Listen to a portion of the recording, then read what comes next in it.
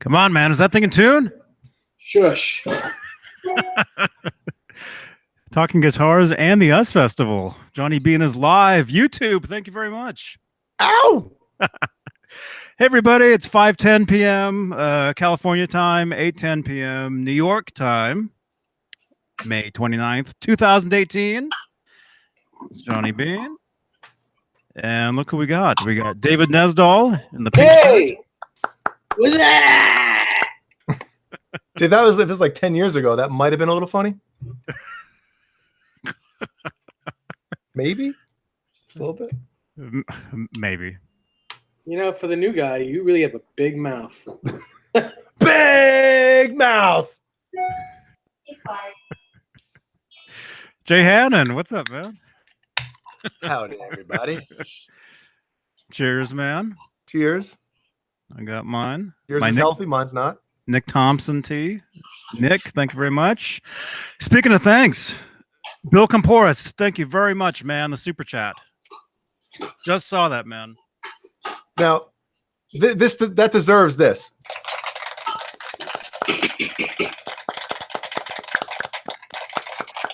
Awesome, Bill. Thank you. Although YouTube gets like 18 of it. I'm not joking either. That doesn't surprise me. No. Thank you very much, man. Let's see. 35 people in here. Wow. Dang, already. Speaking of 35, 36 now. It was 35 years ago today that Van Halen played the US Festival. You guys, I'm sure a lot of you guys know what that is. And if you don't, it's okay, because we'll talk about it. What it was. Yo, what it was! What it was like. Even though I don't think the three of us weren't there, I know people that were actually there. And I've heard crazy stories about that day. About that show. How many fatalities, like things like that? Yeah. Were there a lot of fatalities? Like a Mortal Kombat game? There were just the whole weekend or Memorial Day weekend. I think there was 2 total. What, this year? No, at the US Festival. Oh. Man. Who's in the chat room? We got Sully Dude 24. Hey, man. Sully. Sean Zimmerman, Zach, R2R3, R2. Great to meet you the other night. That was you, right? Jay and I were hanging out over on the Ben Cones channel. Is that right? It's Ben. Something like that. That was a good time. Sean Zimmerman.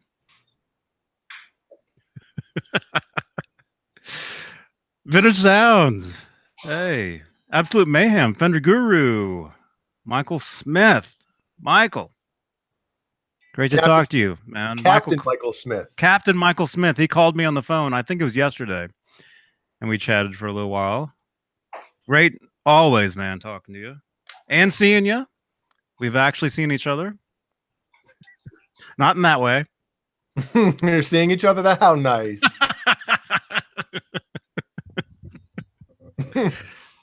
Hey, Jim Nicholas. Hey, man. You have a wrench, man. Yeah, so if there's anything bad happening in the chat, you can wrench them up. Yeah. Hey, Johnny Beane, wondering if you may know if the PV Wolfgang will fit in the EVH Wolfgang case. I would imagine it will.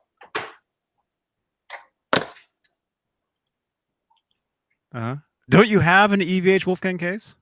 I've got EVH Wolfgang cases and PV Wolfgang cases. Have you ever tried putting the PV Wolfgang in the EVH case? I don't remember, but I'm sure I have. I'm sure I've tried it. Isn't there one on your couch right now? No. There isn't one on my couch. Was anybody in the chat room at the US Festival and saw Van Halen? And if so, do you remember it? I don't think anybody in the chat room is actually old enough. Or wait, maybe. Actually, maybe they are. John Bale, thanks again for the. You're welcome, man. Yeah. If you guys have wrenches, go ahead and use them if you need to. Use them on each other. Let's see if I can ban you, John. I can block you, but you can block me too. So let's see if we can block Johnny Beane. Probably can. What kind of option? You think? Why not? 48 people. Wow. Thank you guys. Thank you everybody for tuning in. If you're brand new, subscribe to the channel. We go live. These days we've been doing Tuesdays and Fridays. 5 o'clock ish Pacific. 5:06. We're actually doing a show this Saturday. Believe it or not. Yeah. Should we announce it? Yeah. Should we announce it? Why not? Yeah, we can announce it. Is it confirmed? Did anybody confirm that? Did you confirm it? I did, yeah. Okay. Wait, I'm confirmed. Uh-huh. Actually, here. Yeah. Confirmed what? I don't know. Yeah. Well, hey, this Saturday, which is what's the date? The 2nd? Something like that? I guess that would be good to find out the date, huh? Yeah. Although I was gonna make a post for it and everything. Yeah, June 2nd. Mm-hmm. We'll have Liquid Charlie. You guys know Charlie? Yeah. He's an amazing guitarist, amazing dude. I met him. Michael Smith and I were hanging out with him at the NAMM show this year. So he'll be with us Saturday.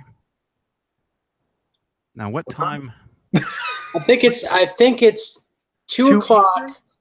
No, 2 o'clock. Johnny Beane Pacific. time. Okay. 5 o'clock.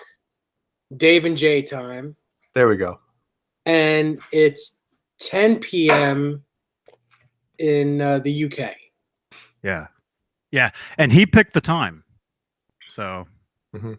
so yes. But if that all calculates, 2 o'clock Pacific, 5 o'clock Eastern, this Saturday, right here. Mm-hmm.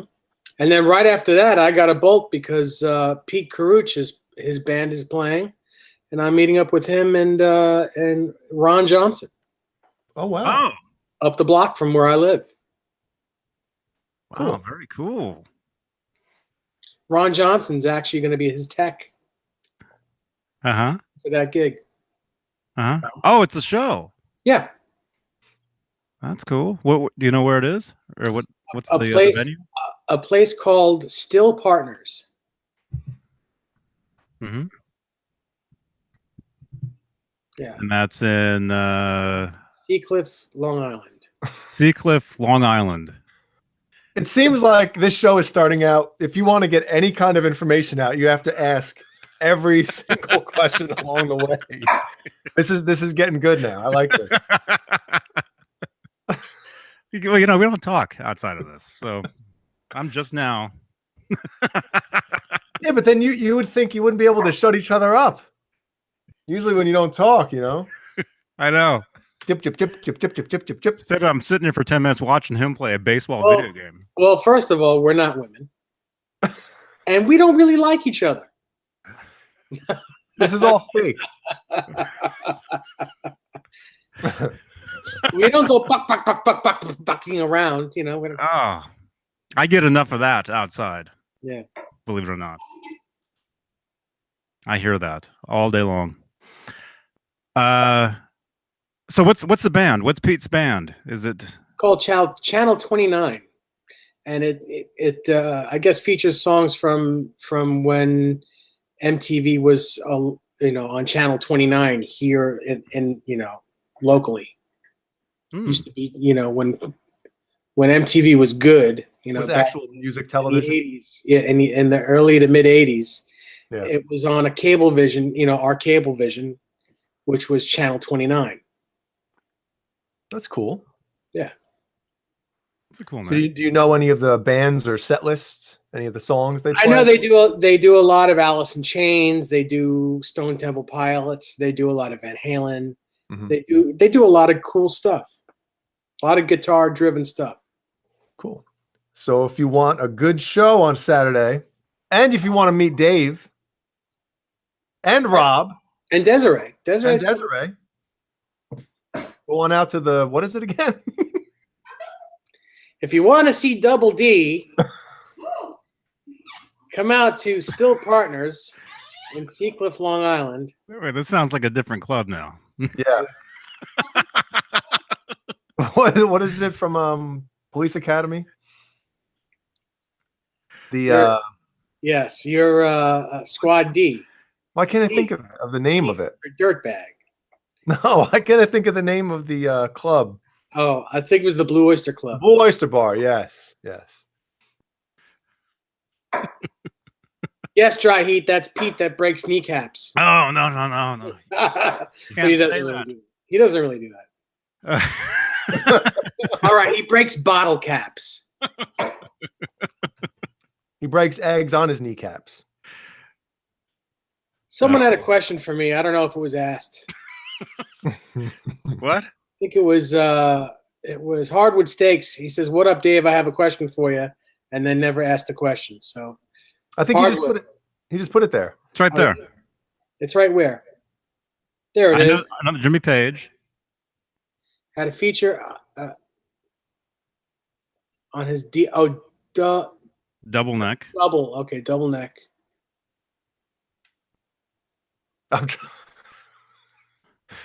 I was gonna read it, but then I would end up sounding like you right now, and I didn't want to do it. I really don't know.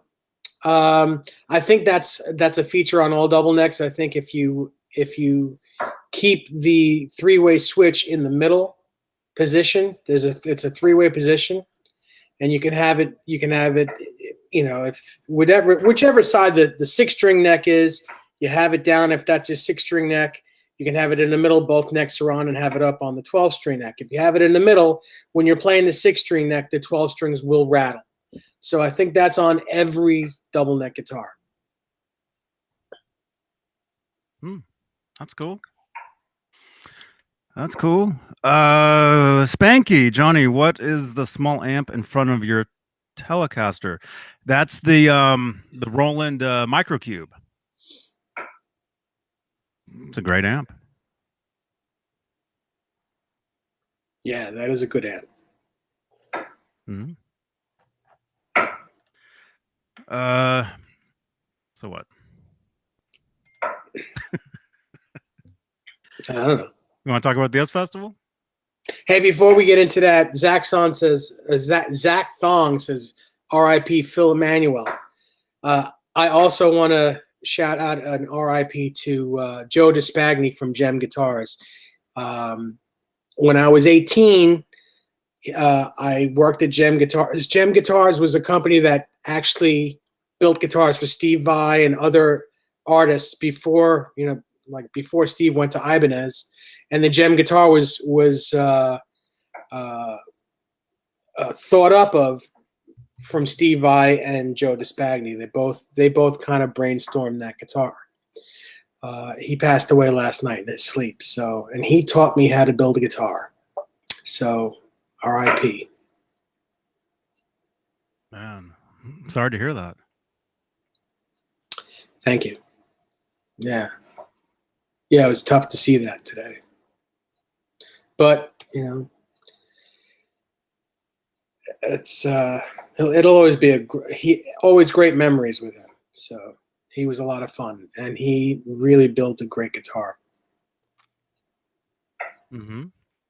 It was custom guitars? Yeah, they were custom. Most of them had Floyds on them and stuff. It was the 80s, and he was building up until last week, I believe. He was still building, but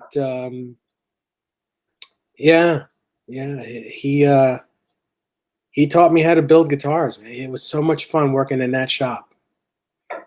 Mhm. and I didn't get paid. I got the way I got paid was because he didn't, it wasn't a big cash flow place. If I did a lot of work around, he'd build a guitar for me, or we'd build a guitar together, or he would teach me how to do certain things, and that would be my pay for sweeping up or after him. Yeah, at the time I was 18 and 19, so there wasn't really, it was like an apprentice type thing. Yeah, and plus, even if you got paid, you were probably going to spend that money on And to buy guitar guitars anyway. from him, yeah, sure, yeah. So is that his setup? The setup that you do that everybody loves? Is that something that he showed you? Yeah. Mm-hmm. It's the way Steve Vai loves his guitars set up. Most of the shredders love really low action with flat radius guitars, as low as it can go without buzzing, as they all say. Mm-hmm. And that's how I set my guitars up. Mm-hmm. Man, I'm sorry to hear that. That's I know you've talked about him before on here. Mm-hmm. Sure have.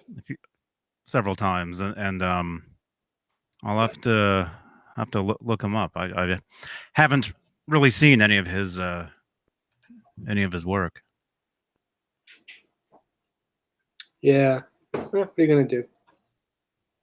But it sounds cool. Yeah, let's bring the mood back up. I wanted to just get that out there, but let's bring the mood back up. So US Festival, huh? Yeah. Yeah. Were you there? I'm actually in the midst of texting my brother right now because he had records of the US Festival. I mean, obviously it wasn't official or anything, but he said if he has them, they're still in a box in his garage and they're probably warped. Well, that's funny. That's funny you say that, because as far as I know, for the US Festival, all there is official recordings of it. Well, let me see if it was official. With a crowd like that, I've never seen any audience recordings of that show. And that's one thing that I think a lot of people would be very interested in, because it's possible that show was, well, I know there are edited versions of it. Mm-hmm. He's right, and he says, I think it's just the Halen interview on one side and the other. I could have remembered. I could have swore it was like a 2 records or something, 2 33s. And I don't remember exactly, but he says it was one side of it was like interviews or something, and then the other was the actual concert. Mm-hmm. But I'm gonna have him look for it, or maybe the radio stuff, because there was certain tracks that were actually played on the radio. Okay. Like Pretty Woman, some other ones.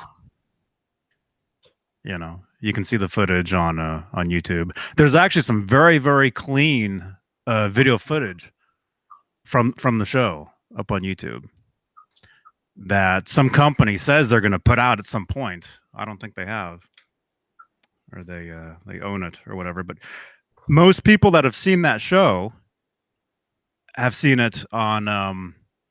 Well, when I first saw it, a lot of people, like including myself, saw it on VHS tape.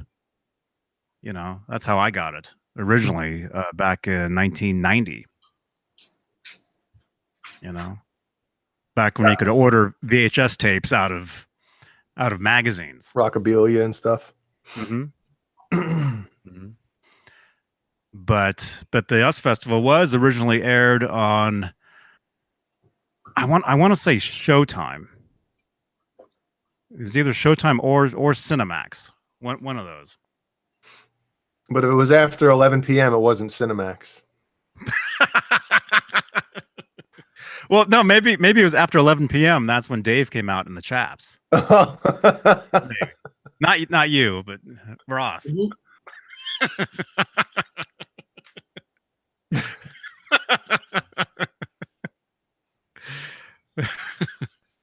So as far as the heavy metal day, does anybody? I mean, you guys probably know, but I looked it up today. Does anybody know the order of bands and what bands played on the day that Van Halen played? Yes. Oh, wait, you're asking them? Yeah, you know. Okay, I know. Yeah, That's in the chat. yeah. In the chat, somebody listed one of the bands earlier and said they were awesome. So They were awesome, or the show was awesome? both, hopefully. Yeah, I know this band played. I'm awesome. Everybody, just want to say I'm awesome, you guys. Thank you very much.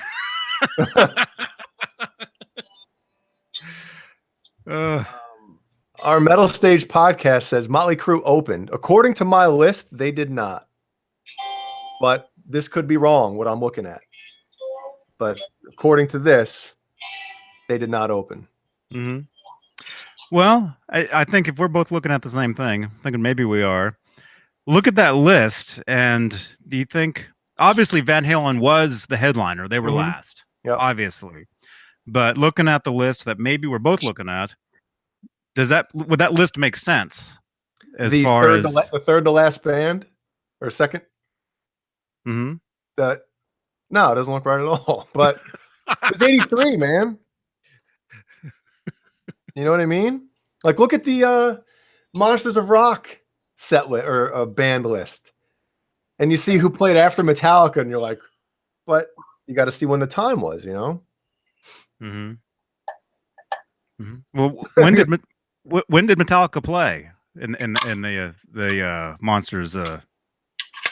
Where were they at on that? They were either like second to last or something. Third to last. I thought it was Kingdom Come, then Metallica,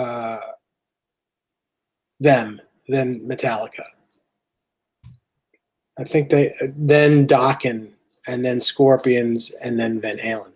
Yeah, I think you're right there. Kingdom Come, Metallica, Dokken, Scorpions, Van Halen. 45-minute set, hour. Scorpions at 75, and then Van Halen played for 1 million minutes. 100 minutes.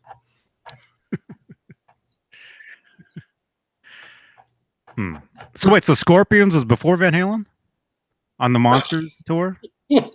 Is that what you said? Yes. Okay. Well, that would make sense because Scorpions was pretty big that year. Mm-hmm. I mean, they had some I think they were hits. They had that ballad. There was a ballad around that time. And literally right after this, Metallica was done, not being the main act. As soon as One dropped later that year. Well, the album didn't even come out by then. So never mind. For some reason, I thought it was 89, but it's 88. So. Mm-hmm. Oh, sorry about that. Mm-hmm. Yeah. Well, I was going to say Metallica at that time, there was still pretty new. I mean, kind of. But they were just starting to hit that mainstream, and then once they did, boom. That next record, next album did that, and after that, it would be Metallica and then Van Halen. Yeah, which would never happen. Mm-hmm. Yeah, and Johnny, that ballad is Still Loving You. Mm-hmm. Yep. Imagine if Metallica and Van Halen toured today. Imagine how cool that would be. It would probably be the same type of thing as when Guns and Metallica did, right? Like they switch, headline type of thing. Roth wouldn't allow that. He wouldn't let that happen. He wouldn't. But man, that would be cool. Yep. Ozzy sucked? Brian Davies? Well, I think he means on the show that he saw. Wait, Brian, were you there?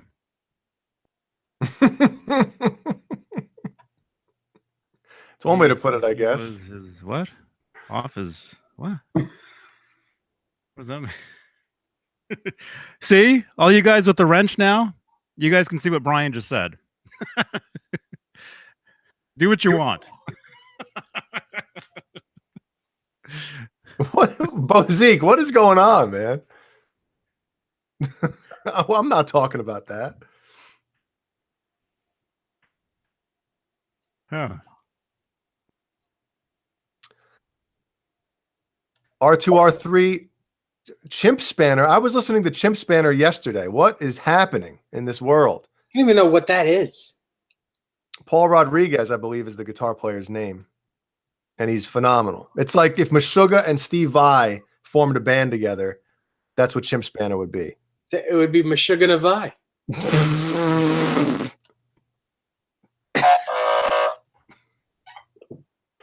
Can you guys hear my chair squeaking? Yes. Okay, I gotta oil Bob it. Johnson. I gotta get the baby oil out.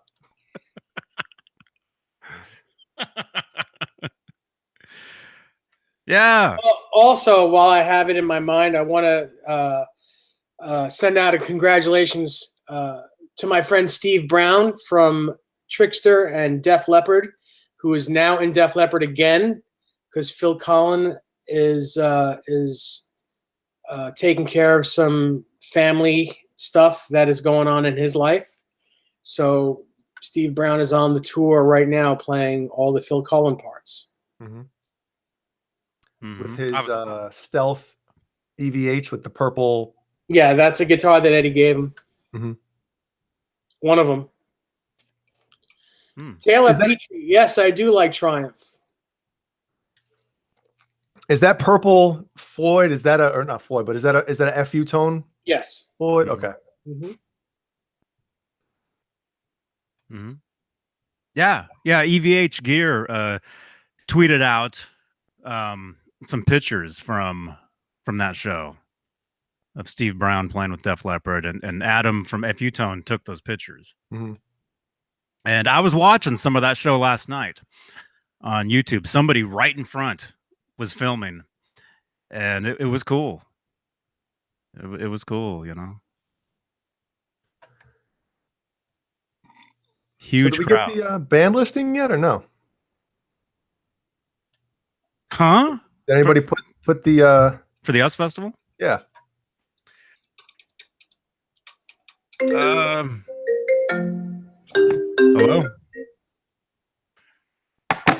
Hello? I'll be right back. Okay. Bleh. So I saw somebody said Quiet Riot. And then we got Motley Crue. Then Ozzy Osbourne. And somebody said that was Jakey Lee's first gig. Jim Nicholas said that was Jakey Lee's first gig with Ozzy. So that's pretty cool. Judas Priest. Triumph. Scorpions. I think that we're all looking at the same thing. Yeah, I'm sure we are. Yeah. Maybe that's maybe that is the list. And then Van Halen. Mm-hmm. Maybe that is the list, because I mean, if it said that well, I don't want to. Let me just if it said Van Halen wasn't last, I know it wouldn't be right. Right smack in the middle, you know. It's like Van Halen and then Scorpions. Yeah. And the place, everybody left because they went to meet with Roth across the street to get a drink. Mm-hmm. You know, 3 o'clock in the afternoon.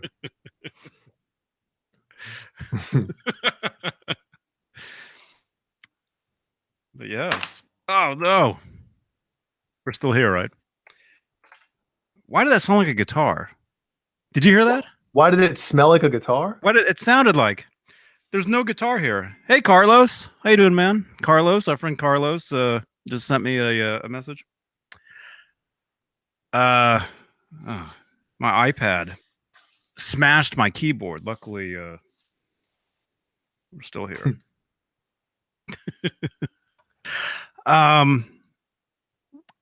So everybody, are you okay? Me? Yes. I'm sorry. Cool. That was a phone call of a friend of mine who was partners with Joe back before all that happened, when they first started swirling guitars together. To tell me that he wanted to tell me. I was like, I'm way ahead of you. I already know, but I had to get that phone call.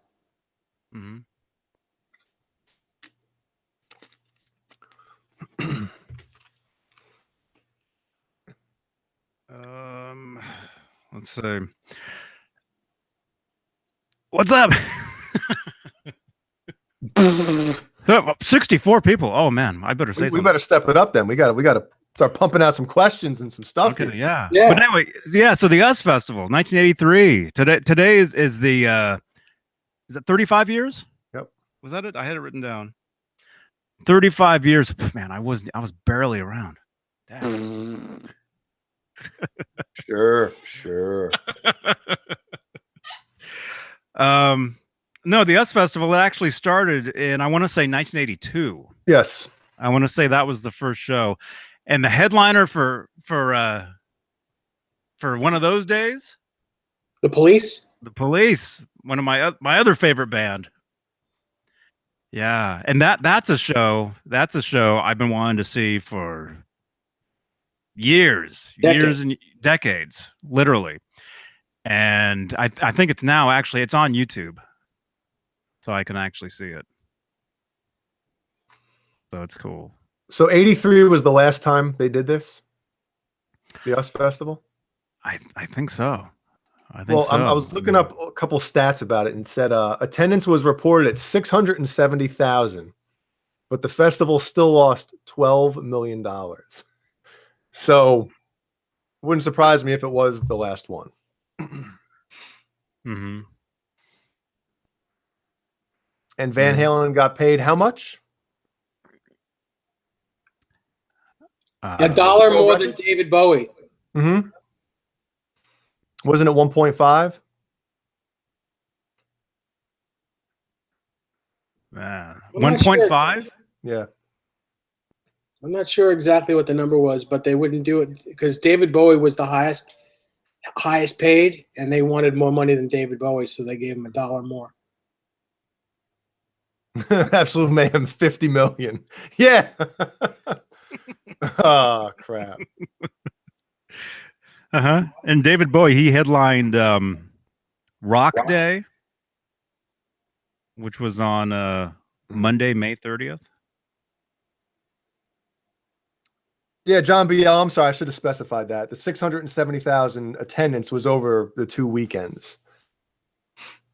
Yeah, it wasn't just for the Van Halen show. That's still pretty amazing. Oh, damn right. Mm-hmm. Yep. Mm-hmm. How many guitars did Eddie use during that show? Does anybody know? I have no idea. That's why I'm asking. 3.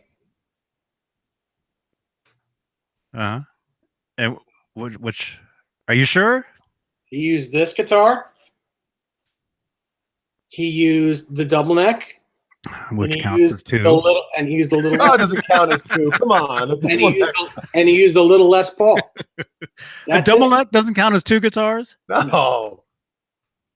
If you could play them at the same time, like Michelangelo or something, then it might count as 2. In the chat, would you count a double neck guitar as 1 guitar or 2 guitars? Let us know. TMZ reports that I was born in 1943. Is that true? Who was saying that TMZ showed people in Mexico wearing my t-shirts? What? Somebody. I think it was the same guy.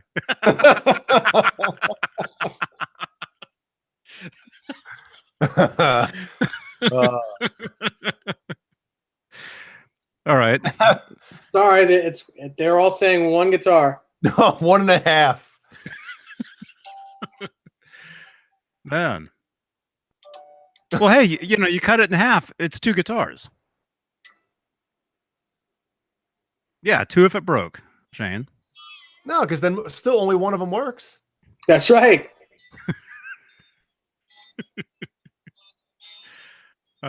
So anyway, so Eddie, Eddie played the Frankenstein, Yep. right? With a Kramer beak neck. Yep. And if you guys don't know what that is, that's like in the Jump video, the video for Jump. That was that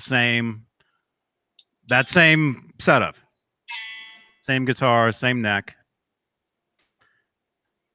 And then you're saying he played the little guitars, little mini Les Paul, Mm-hmm. Yeah. And the double neck. and the double neck, which is one guitar. Everybody says. I think it's one. That's my vote. Mm-hmm. I mean, if I had all these guitars plus a double neck guitar, and somebody asked, "Hey, how many guitars do you have?" I would say, "How many guitars?" Then I would say, "And I have a double neck."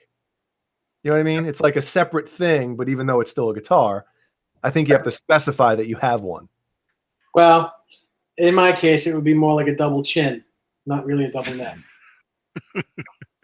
So wait, so a double neck guitar is really considered a guitars.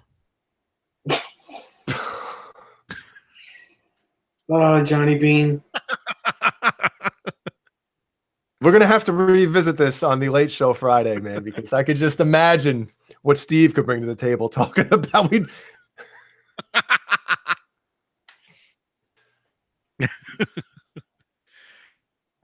Cool. Okay, then how many basses did Michael Anthony play? Oh, my goodness. 3. Okay. And The Yamaha that he always plays. mm-hmm. He played the little bass for little guitars. Mm-hmm. And in the middle of his bass solo, he plays 2 basses. Wow. At the same time? No, he drops one on the ground and they hand him another one. Mm-hmm. That was part of his Shtick. part of his solo at that point. He'd come out playing one bass, Mm-hmm. throw it around, jump on it, and then his tech, which I would assume was Kevin. Yes, it was Kevin Dugan, would run out with his main bass. Mm-hmm. That's something he was doing back then. Did you read that story? Speaking of Michael Anthony and basses, did you read that story about Kramer telling Eddie, like, "Come on, you got to get us Michael Anthony. You got to get us Michael to play Kramer basses." And I guess they made him one, did some things to it, and he used it. I don't know if it was for a couple songs at a show, and basically threw it on the ground, and that was it. Oh man! So that became the bass for his bass solo for the beginning. I don't know if that's what happened, but I do know that I guess the guy from Kramer that spent time making this bass for Michael Anthony to his specifications, I guess he was at the show, from Kramer. Mm-hmm. And I guess when Michael Anthony did that, he got pissed that he threw it on the ground and basically was like, "No, I don't want to play this." And that was it. That was like the last time he played a Kramer bass. So. Wow, that's interesting. If you guys follow, there's a Facebook page for Kramer guitars, and I guess it has a lot of the people that used to work for Kramer basically tell stories, Mm-hmm. of when they worked there, and it's some pretty cool stuff on there, man. Mm-hmm. Pretty cool Yeah, stories. I've been following that page for I want to say years, if it's been years, but it's been a long time. Mm-hmm. But just the other day, people kept tagging me in this post. Not the Yoko Ono one, was it? Huh? I don't know. Did she play Kramer? No, well, never mind. The connection. Oh, that's classic. That was awesome. No, but there was a picture. There was a picture that was posted, and there's a guy in the picture, like walking, and everybody kept saying, Yes. Is that Johnny Beane? It looked like people you. kept tagging me in the thing. That was a George Felice thing. Even the page itself said, "Yeah, that does look like Johnny." Yes, and then I was looking at it on my phone. I turned to Jeannie and I was like, "Who's that walking?" And pulled the phone away. She's like, "Johnny." And I was like, looking. She's like, "Oh, that's not Johnny." Uh-huh. And then you showed it to your daughter. Like, who's this? She's like, Johnny. Her first word. Bing, bing. And she's like, he's as tall as I am. Yeah, pretty much. Yes.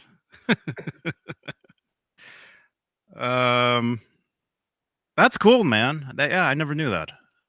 The Yeah, Michael there's more Anthony details to Kramer. like the specifications that Michael Anthony wanted, but you know, I read it once, and I'm a type of guy who has to read something 3 or 4 times before I actually remember what I'm reading. So I'll have to look at that. But it sounded to me like he used that as the base for the beginning of his solo, and that's the part where he throws it on the ground. And maybe that's what he did. to me, it sounds like maybe we'll have to look at some of that. You said it was only for one show, though. Yeah, yep. Because I guess the guy who made the bass for Kramer was really excited that he was going to play this bass. Yeah, you know. And I forget if they actually in the article or the story, if they actually say how long during the set he used it for. But all I know is he basically threw it on the ground, and it was, you know, it was fine. Nothing happened to the bass, but that was the last time he used Kramer basses. Taylor Petrie, I'll answer your question in just a moment when we get off this subject. Okay, we're off. but so that would have been during Diver Down then, right? That would have been the Diver Down tour. I don't know. Yeah. Wouldn't it? Yeah. Hide Your Sheep. Huh? Hide Your Sheep tour. I don't have any sheep. Not Hide Your yet. Chicken tour. Eventually there'll be sheep out there. There'll be goats. Do you want me to read the article or the story real quick? Sure. This is 1982. Let me clear my throat and get my reading voice on here. This is from Steve, whoever that is.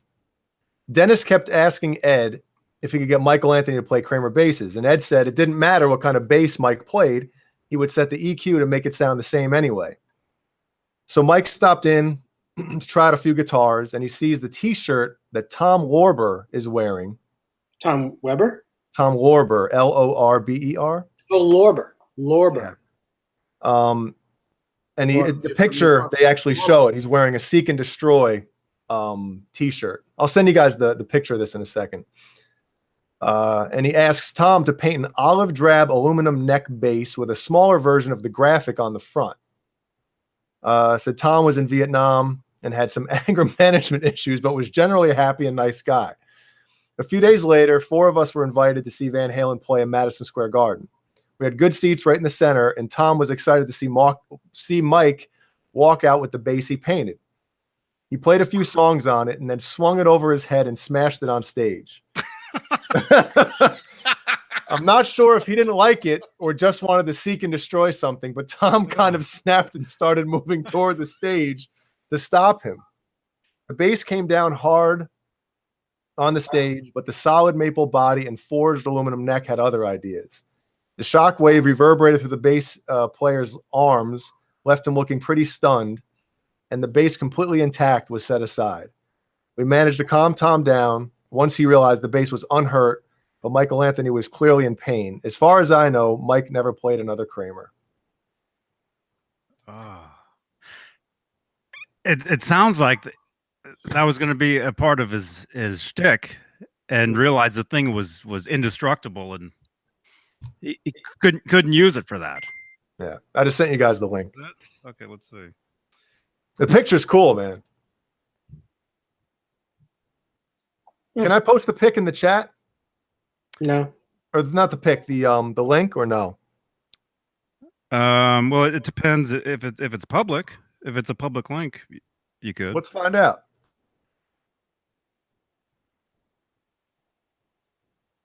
Yeah, Sully do some That's quality. not the bass, though, is it? That's not the bass that. No. I think when he went there that day, he was just trying some basses out. I think that's basically what. I think it would have been better off if they just would have given him that one that he's playing in that picture. He would have played that.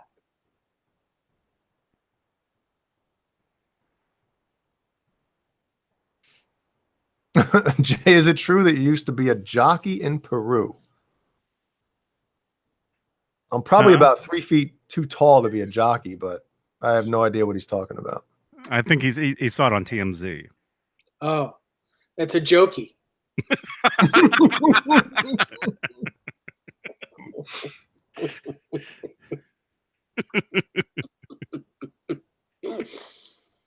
Oh God.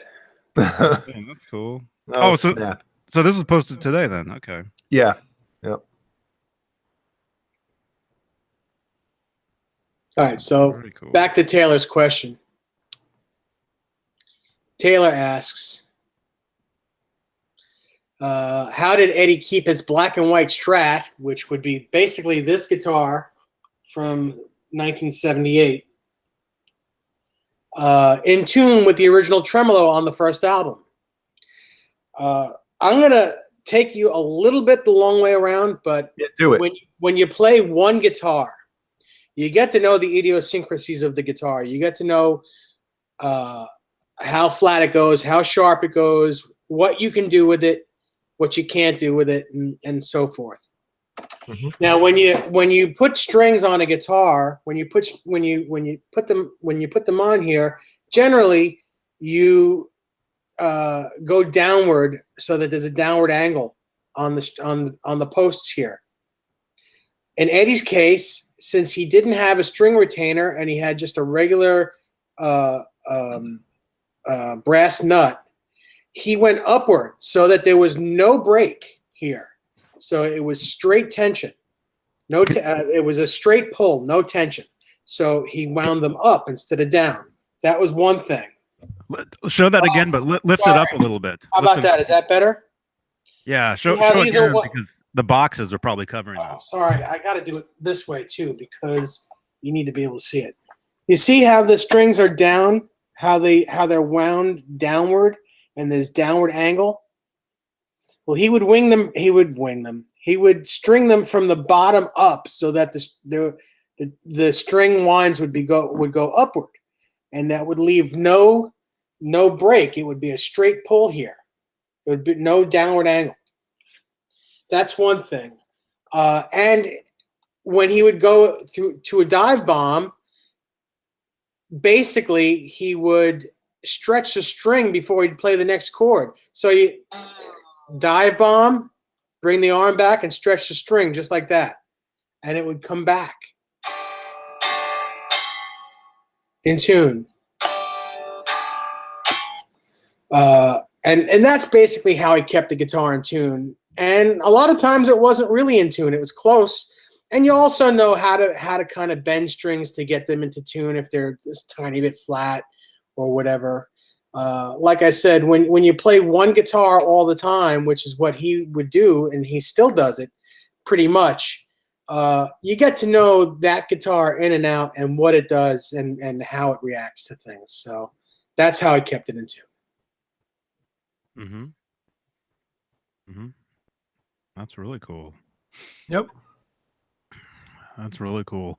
And by the way, I forget who the YouTube channel is, but they just uploaded, I want to say maybe like three or four Van Halen audio shows from, there was one from 78, 79, and they're soundboards.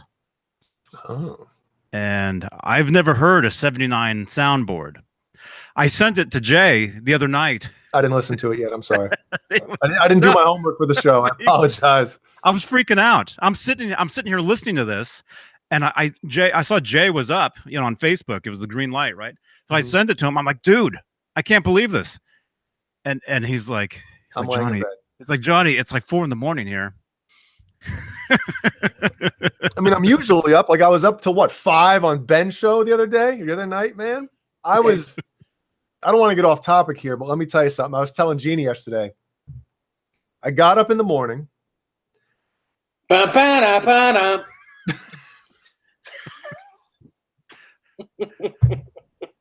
Sounds like a blues. I don't know.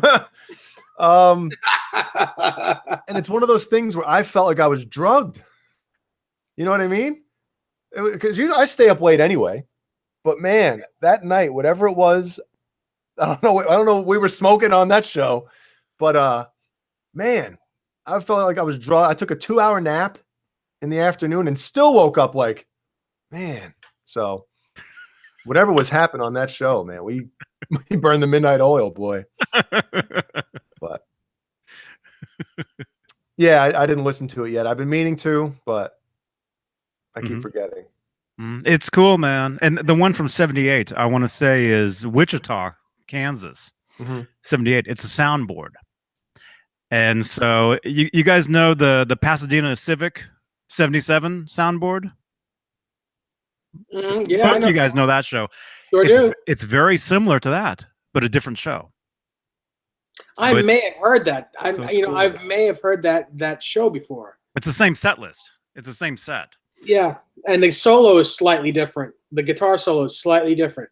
And they actually did. They also do. Was it Summertime Blues? Yeah, I think. And this is in 78. Mm-hmm.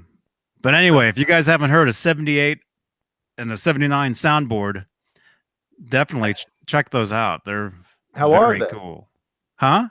Like as far as sound quality, as far as the mix, as far as Roth's vocals, they're good. They're good.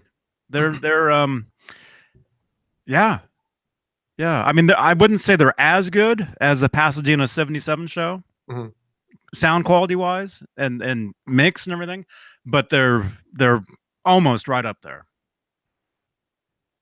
So it's cool, at least to hear a 79 show soundboard. You know, because most of every 79 show I've ever heard is like, it's audience. It's an audience mix. Yeah, it's like far away. So far away. Yeah. Yeah. So what? A little bit more Us Festival? Yeah, just a little bit. I mean, I put it in the title. So, as far as set list. Does anybody want to rip through the set list real quick and play every song note for note?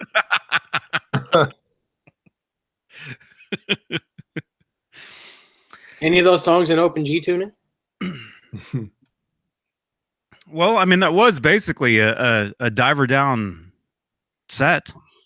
Yeah. You know? And I remember reading an interview with Edward from like right after that. And he was saying that they rehearsed for that one show like a tour, you know? And there was one thing that he said in the interview that I always kind of wondered about, and I've talked about this on here, you know, a couple times, was in the interview, he says that Jump was the only song, what was it? It was something like Jump was the only song that we got to do. Oh, in their new rehearsal? Song. I don't know. I mean, from the way he made it, it did "Girl Gone Bad" in that on that tour. Yeah. Well, so, they were making 1984. They were making that album when they played the show, right? You know, yeah. They debuted "Girl Gone Bad" instrumentally.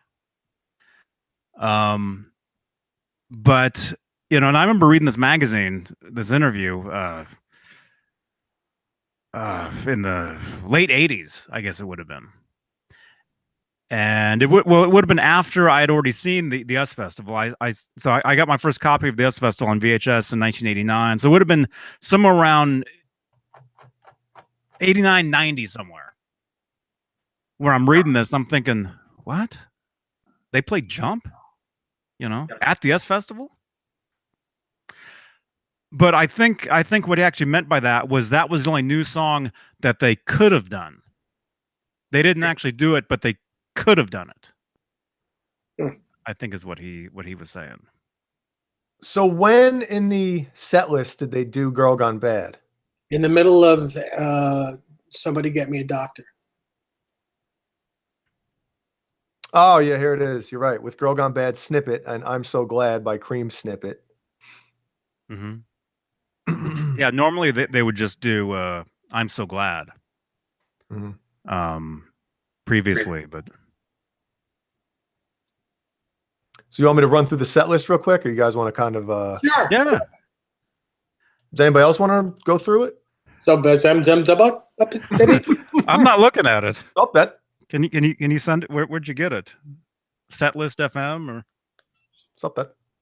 Here, I'll send you the link. And it has some little extra blurbs about some of the songs as well, like the last time they were played, all that Oh, cool. jargon. I don't know why it has the picture of Roth from like. You see the picture of Roth that has link to it? I don't see nothing. Oh yeah, look at that. Oh, that was just the last one. A newish photo. Yeah. Wow. Okay, so this is from setlist.fm. And this is from the US Festival, May 29th, 1983. This could actually take us our whole show. Cool. So if anybody has any questions, you better ask them now. Well, you just want to read them? Well, let's read them faster, like they played every song on that show. Oh God, horrible. Yeah, and out of tune. Let's read them out of tune as well. And out of key. Let's sing them out of key. And leave some words out. And forget some of the names.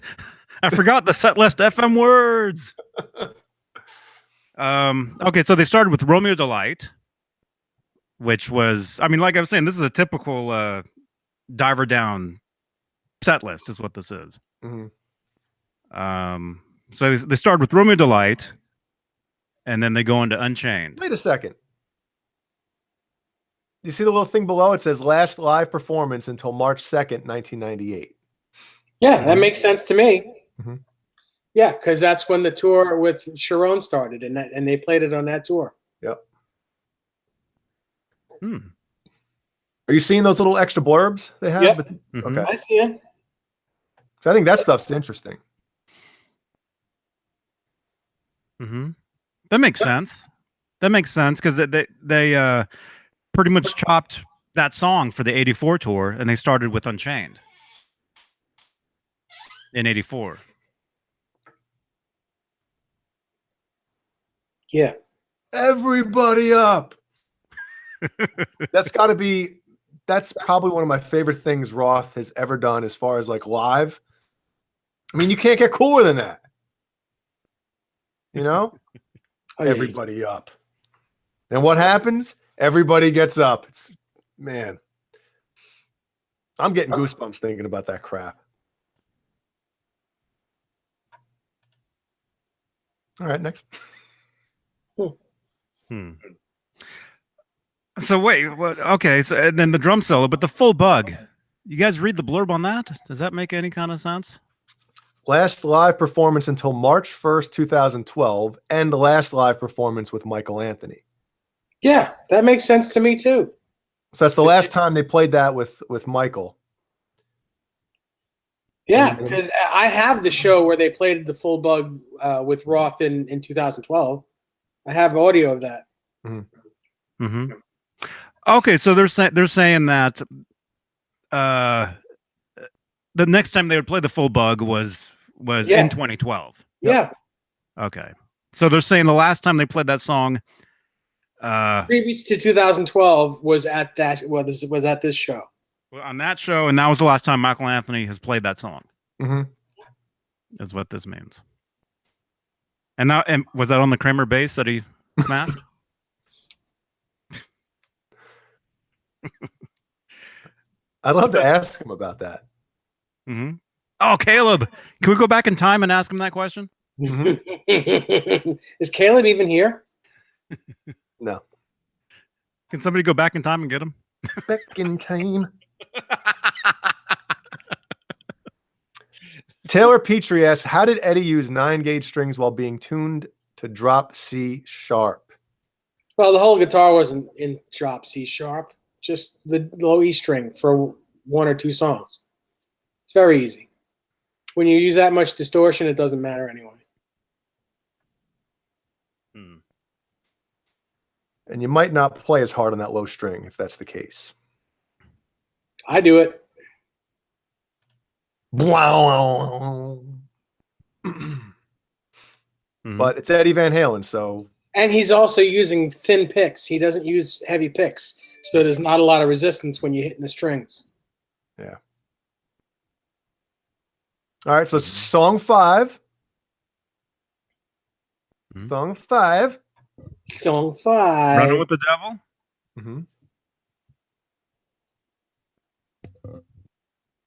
Then Jaime's Crying. Jamie's Crying. So This Is Love. I gotta tell you a funny story about Jamie's Crying real quick. My brother's name is Jamie. Well, James, but called him Jamie. And I remember, I don't know how old I was. He's 4 years older than I am. And we were in the back seat of the car. And the song came on. And I started laughing. Ha, Jamie's crying. He beat the crap out of me in the back seat that night. Yeah. Next. Yeah. It's always weird when there's a song, you know, that has your name in it. Mm-hmm. You know, you get made fun of, or you get you know, get beat up for making fun of. Yeah. Yeah. Well, you know, Johnny Be Good. I never hear the end of that one. You know, Johnny Bean Good all the time. Well, Johnny Bean Good. That's Bean Good, right. Johnny. Or Johnny Be Good. Be good, be good. Be that good, one too. Johnny. That one too. Men at Work, for those of you who don't know. Yeah, my old bass player from the Mayfire used to sing that song to me while we were doing sound Was check. one of his eyes crooked too? No. One eye looking at you, the other eye looking for you. Gosh, you should have taken his bass and did what Michael Anthony did. Well, he actually. I've said this before. The last song of the set, we would switch. I'd play bass, he'd play guitar. For one song, I forget what it was called, but we were on tour in, was it Salinas, California? And he goes, it's the end of the show, he goes and puts my guitar on the stand. It falls right off and the headstock breaks right off. What? It was a Kramer, right? Yeah, it was almost. Started with an H. Hamer. It was a Hamer, my black Hamer Phantom. Ouch. Yeah. Which I had repaired after that. I'm looking at it. It's right there. I still play it. Man. But yeah, he felt kind of bad about that. And well, I'd hope so. I felt bad that he felt bad, you know. But he didn't do it on purpose. No, it was a total. It's not like he was trying to be cute and throw it in the air and catch it or something. Oh, I thought you were going to catch it, man.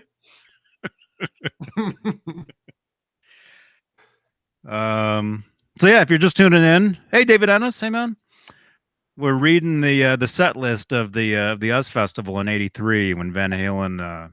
Told you it was going to take forever. We can do this quick. What was after that? So This Is Love. And the blurb on that one: last live performance until September 27th, 2007. And the last live performance with Michael Anthony. Bye-bye. So, yeah. So the last time he played that song. Yeah. So again, the last time he's played that. Little Guitars. Bass solo. Bass solo. Bass so loud. Solo in the mix. Dancing in the Street, which is pretty cool if you guys see them play that live, because on the record it's keyboards, but live Eddie plays it on guitar, and it's a little different. It's not the exact riff, but it's pretty cool though, because he uses that triplet echo. He uses the same thing as he does with Cathedral, but faster.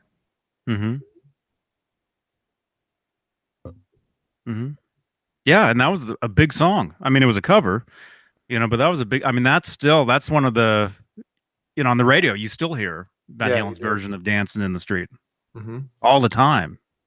Maybe and a little too much. I always thought it was cool because they sing San Francisco in that song, and that's where I am. Kind of nerdy. Then after that was Somebody Get Me a Doctor with Girl Gone Bad. And come on, Jay. Oh, sorry. I was trying to find the date of this article when it was written. And I'm So Glad by Cream, and the last performance until April. What April? That year, probably. Yeah, that's what I'm trying to find the well, no, this was May 29th, so the year this was written. until April. Until April of whenever.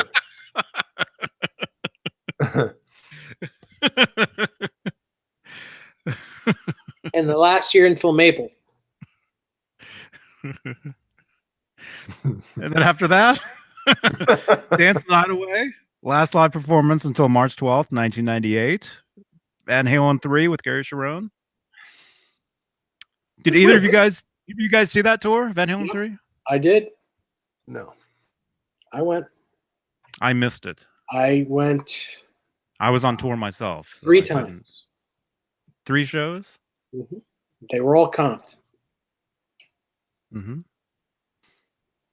Mm-hmm. But you were like way in the back. No, they were comped. Eddie comped them. You just had to sit in the parking lot. You Like, hey, Dave, you can come. You just got to sit outside, man. Dave, yeah. Park your car next to this door. You'll be able to kind of hear. It's free. And let me tell you, every time somebody opens the door to come in or go out, it sounds awesome. You would know. I sat outside the Greek Theater in Berkeley one time so I could listen to Alanis Morissette. I would pay to sit out there instead of inside. I'm with you, Dave. I'd pay to sit at home on my couch. It's funny. What year was this? Maybe 3-4 years ago. Testament and Anthrax came around. They played the House of Blues. Mm-hmm. This was probably about 4 or 5 years ago. And the tickets were, I think it was like $60 or $80 a pop. I think it was probably 60 plus the stupid service charge. So Jeannie and I were going to go. Which was 20. The service charge is $20. It was ridiculous, you know. So I'm like, man, am I really going to spend $140 or $160 or whatever the hell it was? So I was like, yo, let's just drive over there, go in the parking lot for a couple minutes, and it wasn't cool. So we left. But I think the idea was to go there and buy the tickets from the place, but it was sold out. So we just sat outside for a bit and then left. Mm-hmm. Mm-hmm. Yeah, well, some venues you can hear the music great if it's an outdoor venue. You know, you got to pay. Some of those you got to pay to get into the parking lot. Mm-hmm. Mm. Pay to park. If you drive around enough, find the right spot. You can. No, you can listen. Like Area 51. Certain areas, like I guess high enough altitudes, you can kind of see. So if it's Van Halen, it's Area 5150. Ooh, I like that. Hmm. That could be Pete's Van Halen tribute. He's got Channel 29. Is he going to do a Van Halen tribute? No, I don't know. Good. Why wouldn't he? You've seen his basement. Doesn't he call it Van Halen East? Yeah. Area 5150. Dave, I think you're onto something, man. Better grab that domain quick. Get like a green 5150 guitar, you know? That glows. Yeah, paint one. You mean like that one? You mean like that? Paint. No, paint. It's not like this. Like a green like that. There you go. Now it's focusing on him. A little glow in the dark, my little buddy here. Wait, did he get out of the box? What? Is that the same guy but smaller? Oh, yeah, it's his little. Never mind. It's his little friend. Mm-hmm.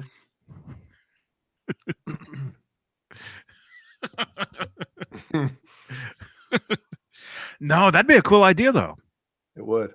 If anybody makes a Van Halen tribute, That's called Area 5150, paint Steal a Van Halen guitar with the glow in the dark paint so it glows, Yep.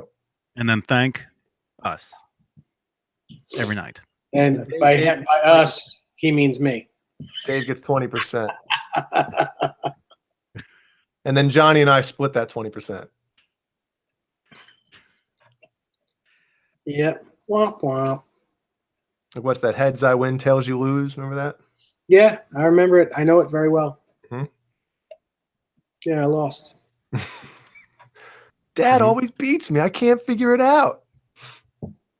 Now, what's next on the list here? Where do we leave Still off? doing at? that Dance list? After that is Cathedral, God. which, should I say it?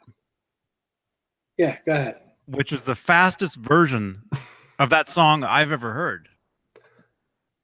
It's quick. He does it even faster in '84. Mm-hmm. You remember he did it with the 5150 guitar in '84, and it was fast. Mm-hmm. Well, that whole show was fast. Oh yeah, the whole '84 show was. Now, let me ask you a question. Did he just play it fast, or was the delay actually set super fast as well? it would have to be to make it sound right. Well, to make it sound right, yeah. But I'm just asking if he was just floating through it, not really. No, the delay was set fast. Okay, Roth fast. Roth didn't want him to play it, so Roth walked over and set the delay time to super fast. Let's get this thing over with. Hey, it's possible that he started playing and realized the delay was too quick, and so he had to. That's how he had to do it. Possible. Maybe. Possible. Maybe. But so that was on the Double Neck Kramer. No. Oh yes, yeah. For that, yes. For Us Festival. Yes. So he goes from that into Secrets. Right? Yep. Absolutely. Does that list say that? Yes. Last ever live performance. Wow. Yes, that's true. They still haven't played it. I'm willing to bet that if there is another tour with Roth, though, that'll be on it. Willing to bet. It'd be cool. Be very cool. And speaking of the song Secrets, if anybody has heard the radio version of that song, there's a remix of it. And it's the same song off Diver Down, but it has synthesizers in it. Like underneath. And you hear them, like, especially like during the guitar solo, you hear like a keyboard underneath. It's pretty cool. I'll have to go listen to that again. After that was Everybody Wants Some.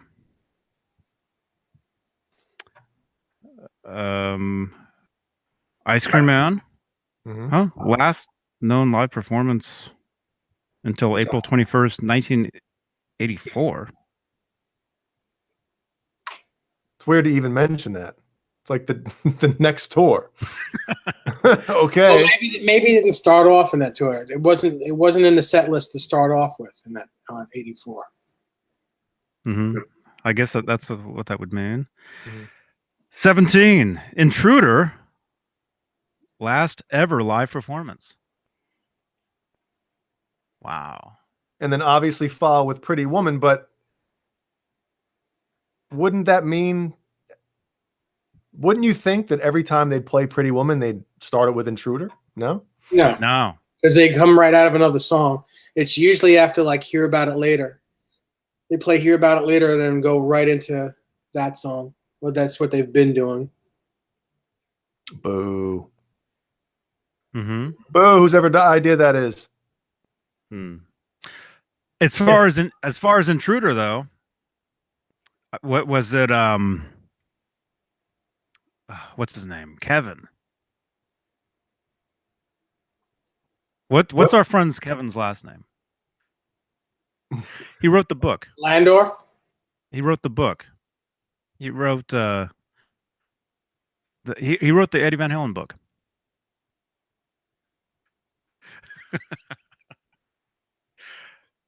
Oh, anyway, I think he was saying, well, we've had him on here. He's been on here a bunch of times.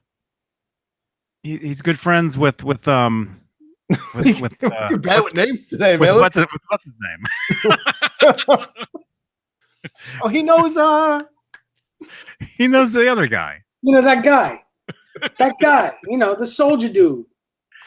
You know, we have him on here, and everybody. Anyway, our friend Kevin. Okay, what he was saying, he was telling us this one time, was that David Lee Roth wrote Intruder,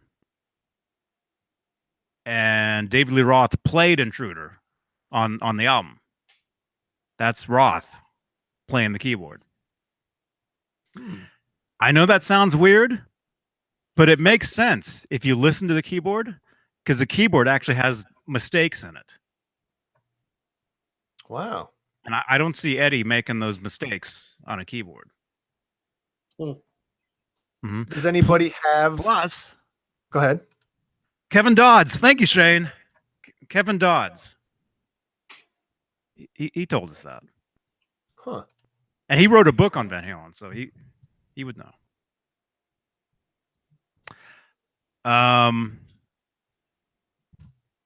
But I believe Roth is the one that played the keyboard for Intruder live as well. He runs off stage and then plays it and then runs back on stage for Pretty Woman. Here we go. Right? I'm going to read a little thing about it. Yeah. Oh, is there a blurb? Yes, there is. A pretty long blurb. I'll read it. This menacing instrumental from the Diver Down album was recorded when it was determined that the band needed an intro for the Pretty Woman video because the video ran longer than the length of the song. Effects included Eddie twirling his tremolo bar and rubbing a can of Schlitz malt liquor beer against the strings, as well as a massive doses of feedback. The working title for this song was Jams 4. David Lee Roth says, "I wrote that. We made the Pretty Woman music video with no consideration for the music at all. There was no storyline." Is there anything about the song, Dave? Oh, crap. Here we go. So he went into the studio, and I played the synthesizer and wrote it. It took about an hour to put that together. It was recorded for the album. So there you go. There you go. Was this from Kevin's book? This was from the Van Halen news desk. Yeah. I think Kevin wrote that. Again, it doesn't say exactly when it's from. What the hell is up with what's what with people not putting dates on their articles? Does it say it was until April? And it's got a picture of the picture for this page next to the article is Alex Van Halen. Makes sense.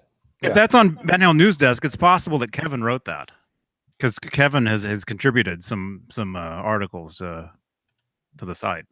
Gotcha. Michael B, keep the streams live. Thank you, Michael. Yeah. Hey, It's the only way to do it is to do it live. Yeah. We'll do it live.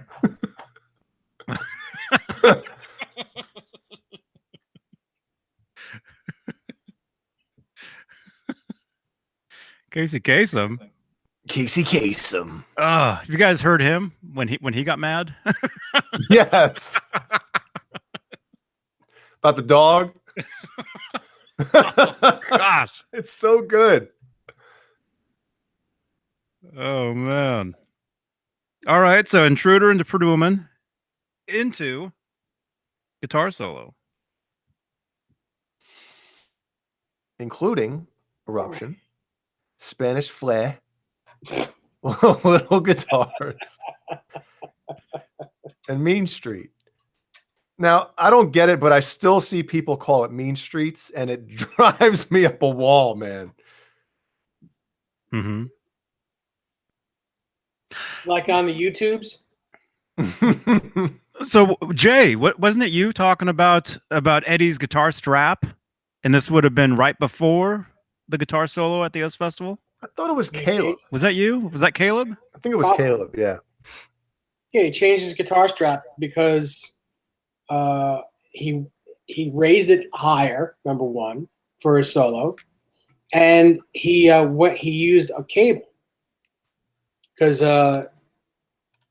or maybe he didn't use a cable. Was it this? No, he still used his wireless, but that's why he kept his other strap on the guitar because the wireless was hooked up to it. That's what it was. Mm-hmm. Yeah, he used the new strap to raise the guitar up so he could play the solo faster. Because if you don't know this, the higher the guitar, the easier it is to play all that stuff. The easier it is to actually, do these things. Mm-hmm.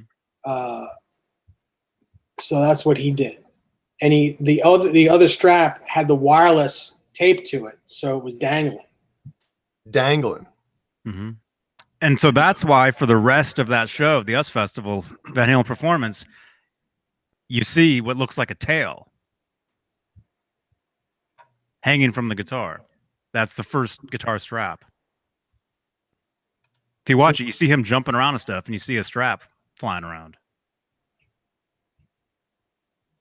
John Biel says he kept having wireless and strap problems on that show.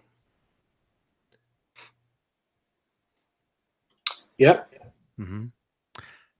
Man, talk about love. Talk about a show where oh, thank you, Finished Sounds. Johnny is the new Art Bell. Jay's the one with the guy behind him. I was gonna say I thought Johnny was the new Taco Bell. Oh, huh? Yeah. You can see it. Mm-hmm. Actually, I went there today. I did. Somebody said he wasn't gonna have that chicken chalupa anymore. I didn't. No, I didn't get it. I didn't get that.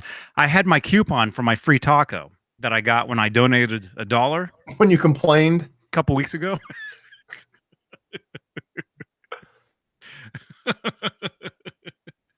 Steve Anderson, what up, man? Steve. What's up? Yeah. So I had to get my free taco. So I did that. It was all right. It was cool. But no, I didn't get that naked chicken chalupa thing. And then after the guitar solo, Ain't Talking About Love. My God, we're still doing this thing. We're almost done. Yeah. Almost done. Only got 16 songs left. After Ain't Talking About Love, it seemed like they came back for an encore, although the encore was a song later or whatever, but yeah. Wait, do it. Yeah. Uh-oh.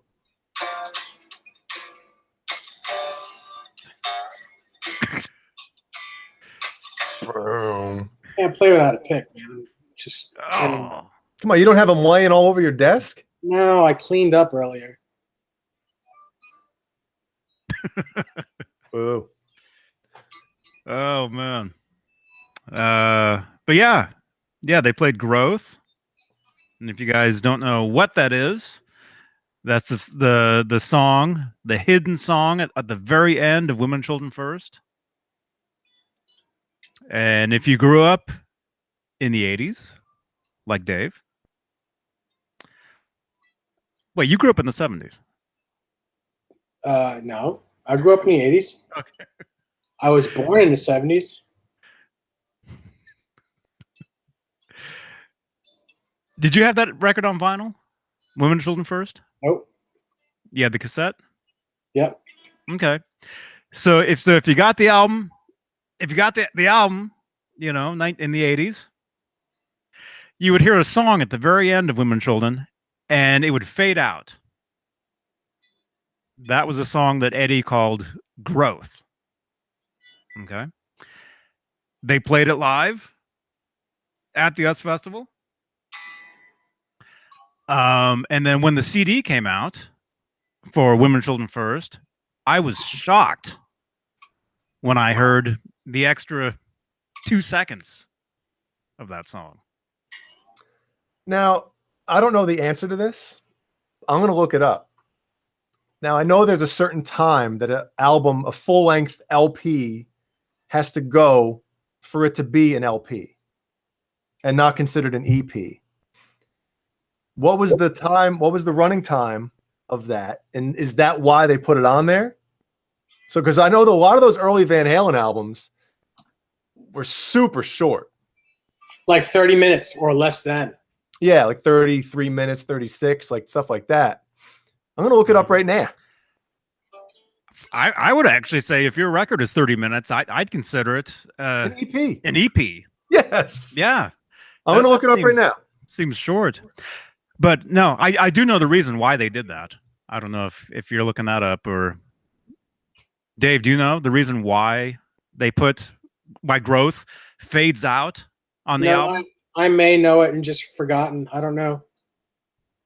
Mm-hmm. Go ahead.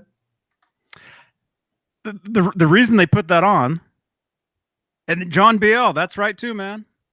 Van Halen actually played Growth on the 5150 tour with Sammy Hagar playing guitar as well.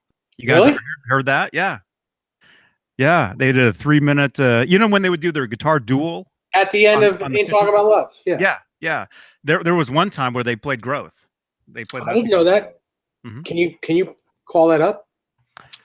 Wait, did you guys just say that when Sammy and Eddie do the little thing? Mm-hmm. So the little snippet at the very end of Live Without a Net, that's from Ain't Talking About Love. after Ain't Talking About Love? Yeah, they cut it out of the song in that video. Mm-hmm. I wish they didn't. Mm-hmm. They're cheating again. Is that what he says? Yeah. Yep. But hey, either Steve Anderson or John BL, do you have a link to Van Halen playing Growth in '86? I used to have it. I probably, you know, a lot of times stuff gets deleted off YouTube and you go back to your favorites and it's video deleted. You know? That's probably what happened to me. But no, but the reason why they put the reason Growth fades out on the LP and the cassette on the original release of Women, Children First is because they were going to come back with that song in the beginning of the next record. Oh. It was going to fade in and be a song. That's right. Here, you're right. Can I play that, by the way? Can I play it on here? What? It's live. The 86. Oh, you have it? I just found it on YouTube. You just found it? Yeah. Oh, switch your setting to studio. I will. But you may have to turn your speakers down though.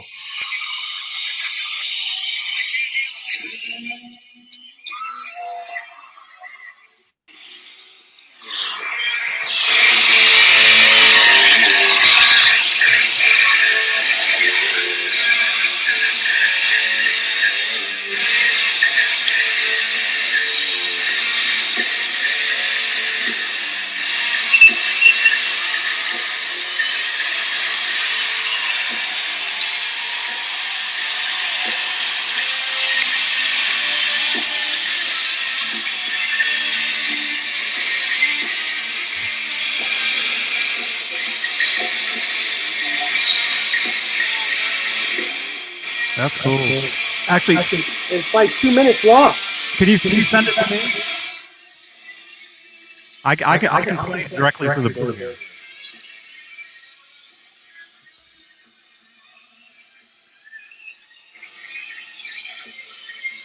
It'll sound better. That's awesome. Yeah, I'm getting myself. What? Kick back.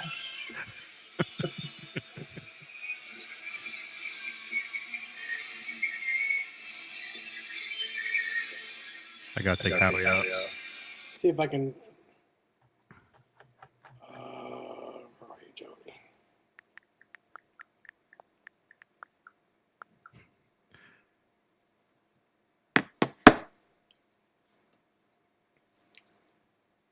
Why can't I find?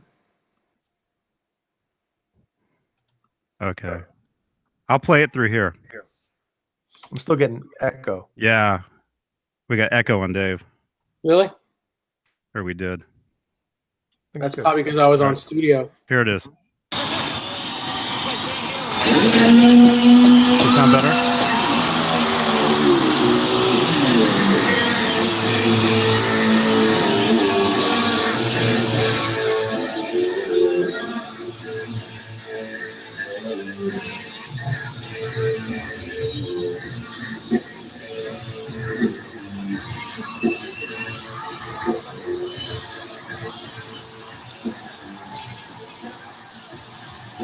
Johnny should have put his music for the same selection that you did.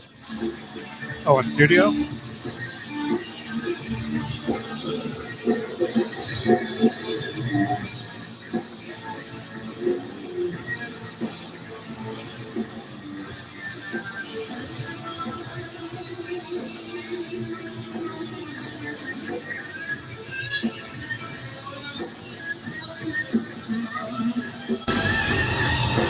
There you go. Is that better?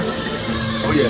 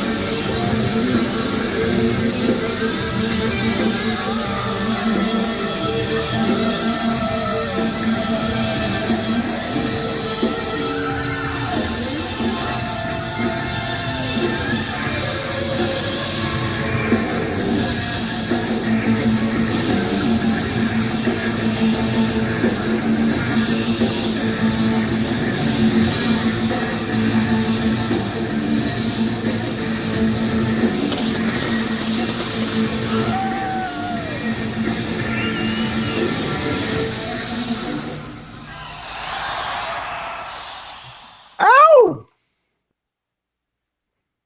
That's There you go. cool. That's awesome. That was cool. How do I switch back? Okay, here we go. There we go. I've never heard that before. Yeah, that's the first for me too. That was very cool. Is there video for that or no? No, well, No. at least there. No, I don't think so. Gotcha. No, and if you're just tuning in, that was Van Halen playing the song "Growth" live in '86 with Sammy Hagar jamming along on guitar or soloing. I'd assume he was the one soloing. Is that what it was? Both of them were soloing. Oh, okay. And then after we're talking about the US Festival set list, last song, or no, we got a couple more. Bottoms Up. After that, which was the encore, You Really Got Me, and then Happy Trails. Thank goodness. And now I can use the bathroom. I'll be right back.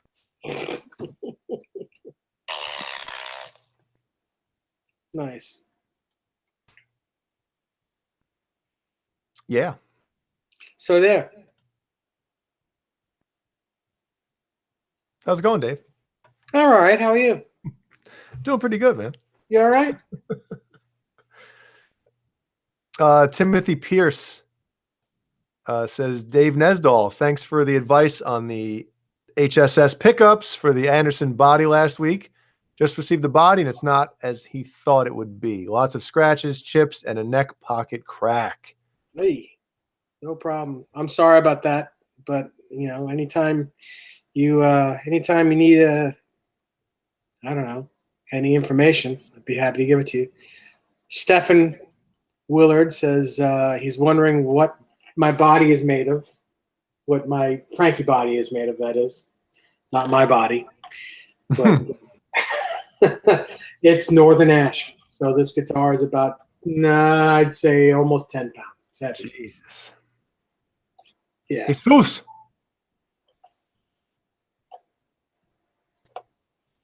How long have you had that? I want to say I've had this since 2013 or thereabouts. Can I see the back? So now, yeah, now that we got this, I want to, apparently, I mean, well, let me say what I'm talking about. Here's the back of the guitar. I got a I got a message the other day. Someone sent me a picture of the back of the 5150 guitar and said, "Is this before the reflectors were put on?" Now, there are still people out there that think Eddie Van Halen only had one guitar, apparently. Mm-hmm. Eddie Van Halen has had hundreds of Kramer guitars after this. First of all, this is not a Kramer guitar. This is the Frankenstein. And the Frankenstein had the reflectors on it. Now, there was a Kramer. The Kramer with the blue headstock on it also had some reflectors on it. But that would have, again, kind of looked like this. The body would have looked like this, kind of. Mm-hmm. Do we want to show that? You want to show that one? I don't have a picture of it ready. Do you? I can maybe get one. Hey, who just said that? Showman just left a comment on a previous video. Hey, he's not watching this. Hey, we're live, man. But in that guy's defense, I mean, if you look at the back of the 5150 guitar, it is pretty beat up. Yeah, but it doesn't look anything like this, and the black stripes are over the red paint, not underneath it. It's a totally different looking guitar. Mm-hmm.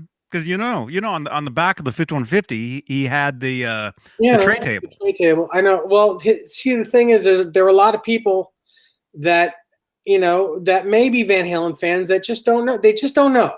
They're not analyzing as much. Don't know. They don't care. They may not be guitar players, so they don't know the difference. They don't know. They just see a red guitar with black and white stripes on it. Yep. Not as nerdy as. Yeah. I'll admit I'm a nerd. Okay, you guys. Wait, can I show this picture?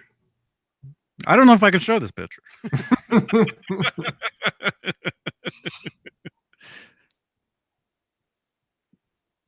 Let me see.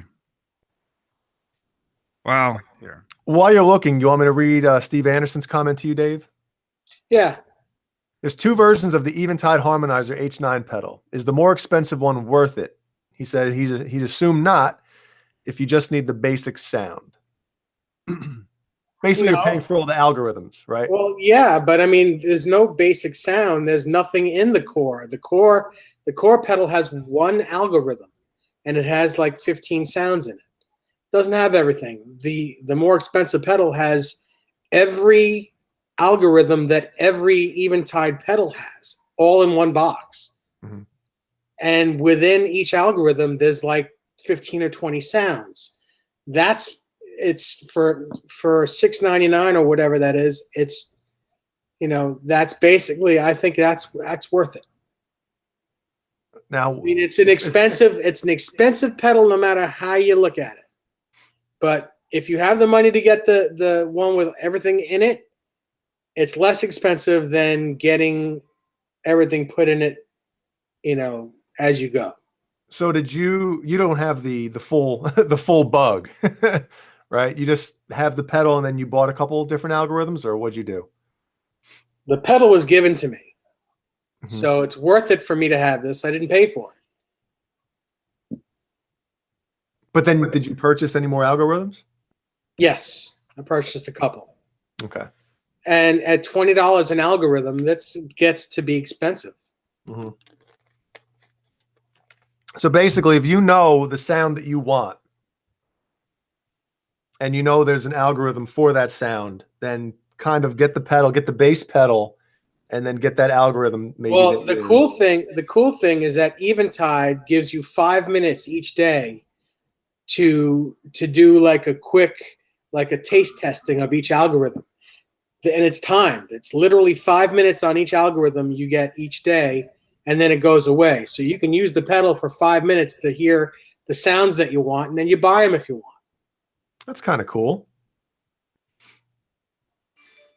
Mm-hmm. Yeah, that's really cool. Okay, I found the picture of the blue headstock Frankenstein. I'll show you. Vintage sounds while we're waiting. This is not the $25,000 Fender. This is a guitar that I made with a buddy of mine, and it's pretty exact. It's actually more exact than the Fender version, but the Fender version is cool, and if you got the money, it's really cool. And Shane Robinson, this does not have a whale tail on it. This is how the guitar looks as of right now. Eddie's guitar looks like this with just an old 80s, mid 80s Floyd on it.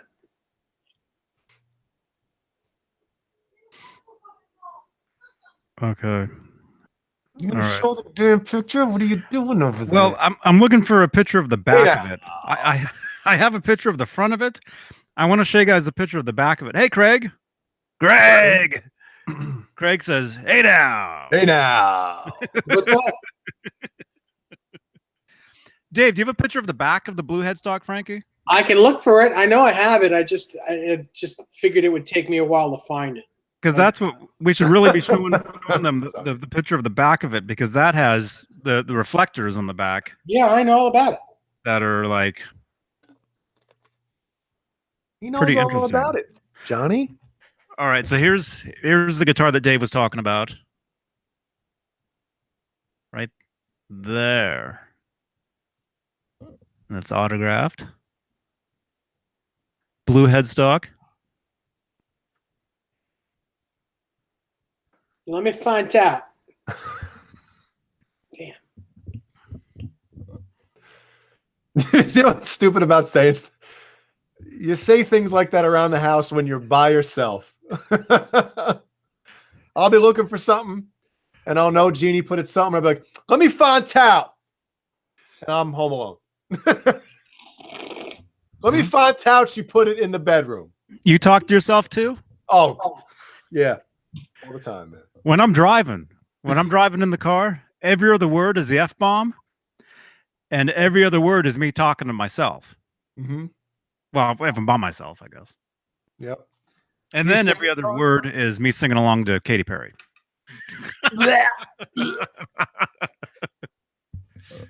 If you sing in the car, even if you don't like sing out loud, but if you just kind of like ba, ba, ba, ba, There ba. it is. I got it. I got it. We'll I get got back to this. We'll get back to Got it. it. There it is. And that's it. That's the guitar. That's the guitar Mhm.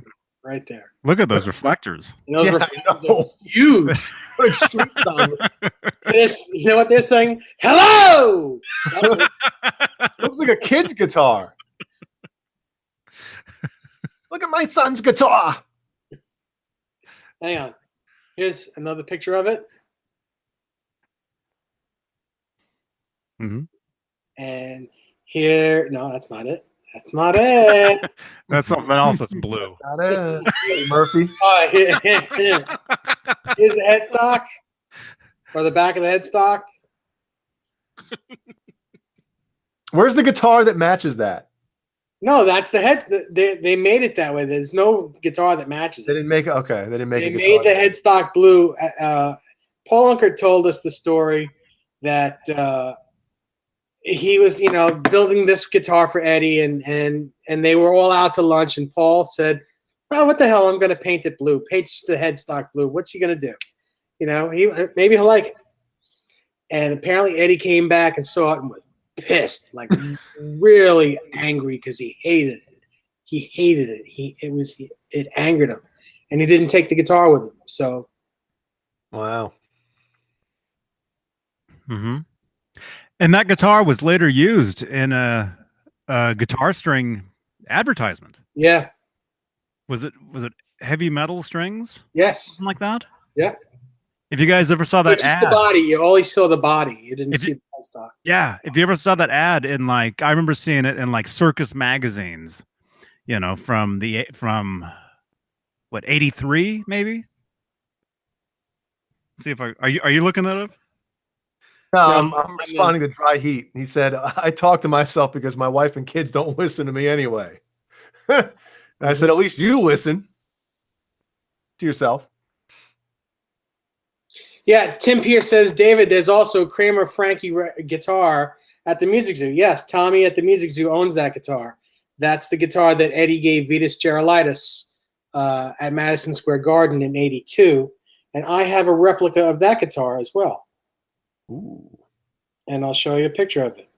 I'll show you a picture of me holding the original, and then I'll show you a replica of it that I have sitting. Clayton James. Today is Telecaster Tuesday. Yes, it is, man. Hey, Clayton. I got my telly right there, man. Telecaster Tuesday, man. I can't call it that because I don't have one.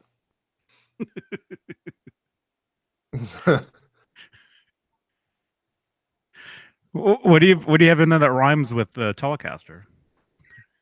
Telecaster. I ain't got nothing.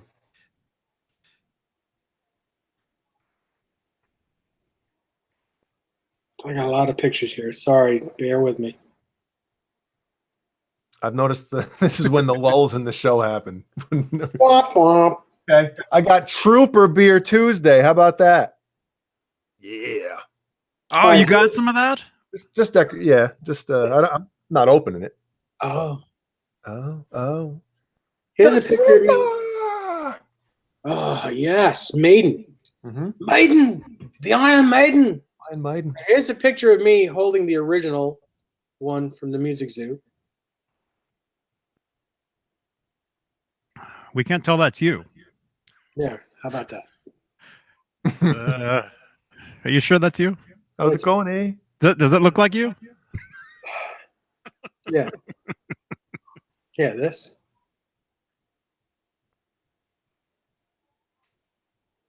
So that's the original guitar. Yeah, that's the Music Zoo's guitar. That's the OG, the original guitar. The OG. OG. Oh, gee, Dave, that's a nice guitar. And here is my replica of it.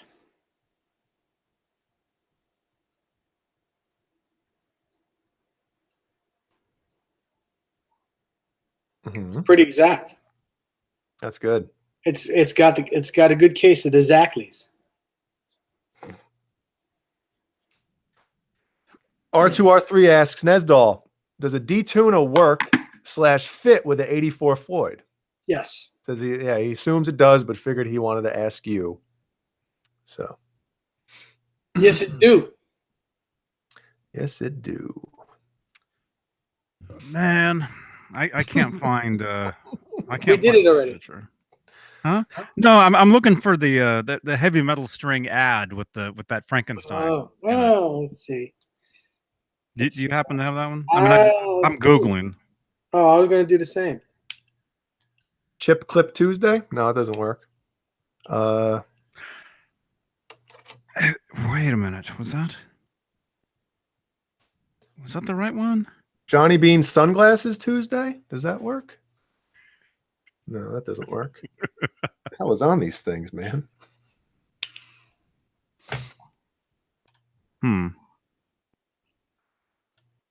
I don't know. I can't find it. 3 coins in a fountain. I'll find it. I'll find it.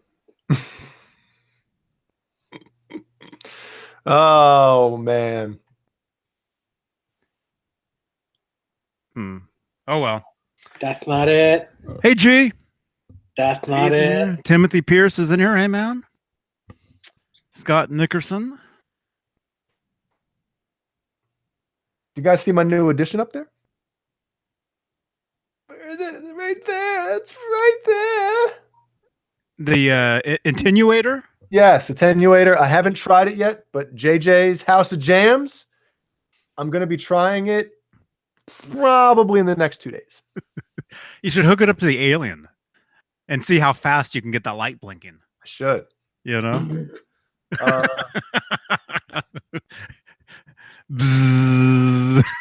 Yeah, I'll be on another planet in no time. The guy comes alive. Come with me if you want to live. That's really good, Jay. No, well, you know what? Ever since I heard Jared Frost do the Arnold, I'm like, man, you know, that's One of my favorite Arnoldisms is, Sully, remember when I told you I was going to kill you last? I lied. What's the matter? The CIA got you pushing too many pencils? I love that line, man. I wonder how many takes that took him. That was either the first take or like the 1,000th. Just go with it. Just go with it. Who asks? Dry Heat asks, 7/8, what are the DR strings that you said don't need to be stretched? The ones that'll never go on Johnny's guitar. Hey, come on. There you go. Oh. Veritas. I'm putting those strings on the Telecaster. Sure you are. On this guitar. The one with nothing on it at all? I was going to do it today. Wait, what guitar? The Telly or the Wolfgang Telly. with no hardware? The Telly, yeah. No, that Wolfgang, yeah, that needs to be put together.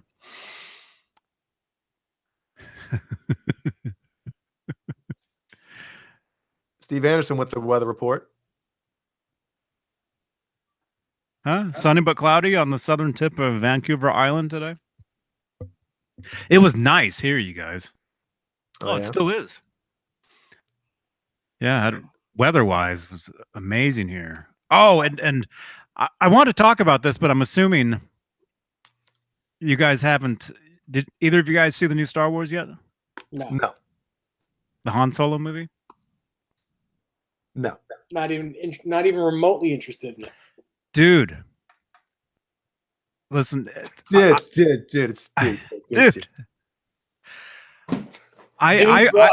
bro. Bra. Bra. Yeah. I don't need a bra.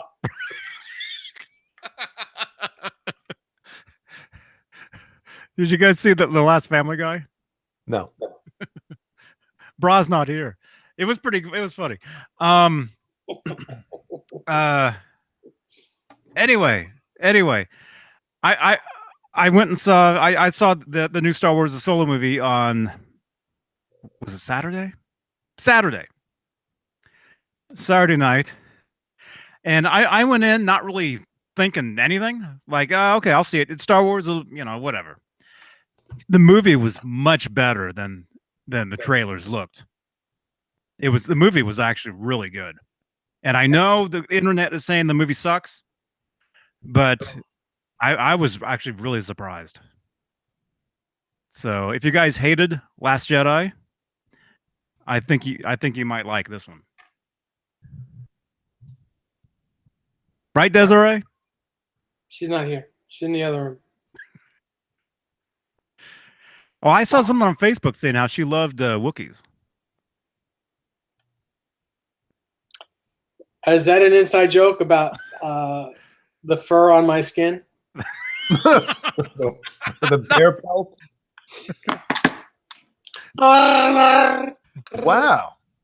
There's only a handful of people that can do that, man. Chewbacca doesn't wear pants. No. It's a good movie there, you guys. If you guys haven't seen it, Have not. definitely check it out. And I can't find that picture anywhere. Mm-hmm. It's over. Yeah, I didn't find it either. It's all done. I have it on my computer, but so okay, yeah. So we talked about the US Festival. Today is it's been 35 years since the Van Halen show, at least. Yeah. Many other bands played. Played the concert series. What time did they play at night? Do you know? I do not. I don't know exactly, but I would assume. Well, when do you think that show would start? A show like that? Well, who went to the Monsters of Rock tour? Well, what time did you guys have to get there for that? When Van Halen went I on, didn't see the whole thing. the sun was still, it was setting, but it was still daylight. Yeah, like 6:30. 6. I don't know. 7. 7 o'clock For Monsters of Rock? 7. Because on the US Festival, it looks like when Van Halen starts, it's like nighttime. It does. Yeah, it does. So let's just say 9. So it's not even 35 years ago. Dave was backstage getting interviewed by, what the hell was his name? Mark Goodman. Oh my God, that interview, man. Have you seen the uncut version of that? I don't know. The whole thing? I don't know. I'll have to go looking for it again. But man, Dave is like, I've never seen anybody laugh at his own jokes. Yeah, well, he got really high, like really high before that. Mm-hmm. Before that, He was pissed, right? Yep. Mm-hmm.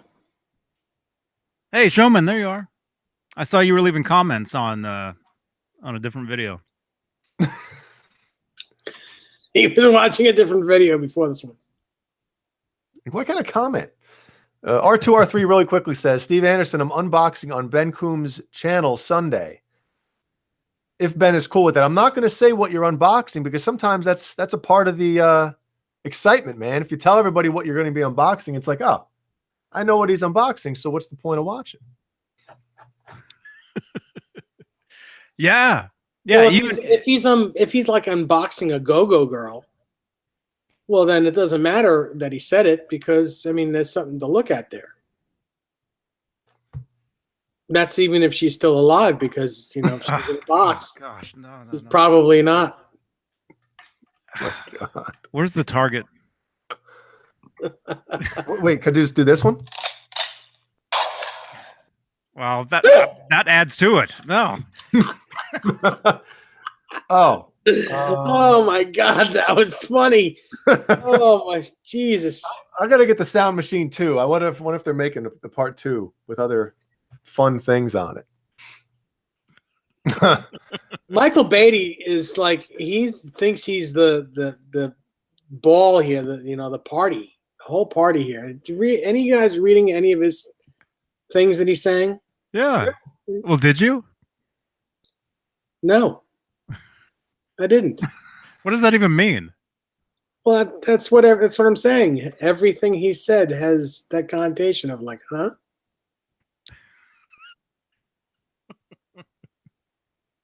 You can't go up there anymore, though, huh? I don't think so. I never did. Into the head. No, this isn't Ghostbusters 2, man. The fact that you even remembered that, because who watched Ghostbusters 2? Oh, it was so bad. I saw that in the theater, man. I mean, it was good then, but I don't know. It's one of those sequels that every year that goes by and every time it comes on, it gets worse and worse. It's like, what were they thinking? And then you see it again. What were they thinking? And then you see it again. You're like, what were they thinking? It's so bad. Ego. What was the Got you to see it 3 times though, didn't you? I think I've seen it more than 3 times. Oh my God. What were you thinking? Yeah. That's not one of those movies though that gets better like after like what's it been now? It's been that was 88? 30 years. Yeah, well, 89. of course it's better now 89. because the movies that come out now suck too. Yeah, but I mean, watching it now, it's one of those movies. It's like it's bad, but it's kind of fun, kind of good. Like a bad horror movie. Yeah, I mean, there's some movies that are so bad. Years later, they get a following where it's like, man, this is so bad, it's good. Oh, like Class of Nukem High. I don't know. Oh man, please tell me you don't. Anybody in the chat? Class of Nukem High? No. I heard of that movie, but I've never seen it. Yeah, it's one of those. It's like it's such a terrible movie, and it's like a train wreck. You can't stop watching it. Mm-hmm. Like Zapped. What's that? No, I never saw that one either. Remember Scott Baio? Baio. Zapped. You got anybody?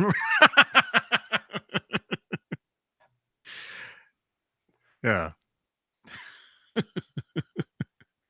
Didn't he whatchamacallit Nicole Eggert? Huh? That lucky SOB if he did. I don't know.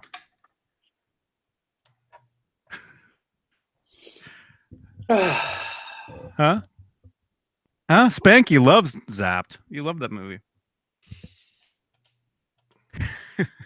I just remember the VHS box cover at the video stores, you know, and then eventually I saw the movie, you know, decades later. That wasn't a laser tag movie, was it? No.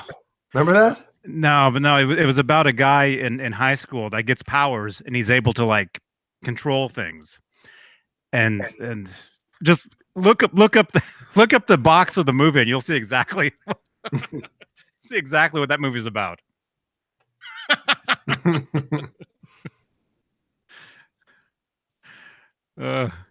Showman says, "What's the story on the DR Veritas? Do they really not need stretching? How could that be?" Basically, once you get them to pitch, you know, they're not like, I'm just comparing them to my my D'Addario strings, for instance. The D'Addarios definitely need more stretching than the Veritas, and I don't think it's good actually for the Veritas. You know, when you put them on, you know, you pull them a little bit. I don't think you're supposed to do that. The only thing I really do is I'll just get it to pitch and I'll play a little bit and just kind of bend. You know what I mean? Just give it a little. So you're stretching it, just not the same way. Yeah, not the same way. And then you get them to pitch and then it's basically fine. These things stay in tune really damn well. And they sound great.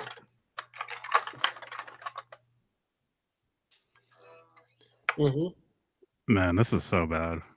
What? You guys never heard of this movie? Scott Baio and Willie Yang? Every time I hear his name, I gotta say it. You never.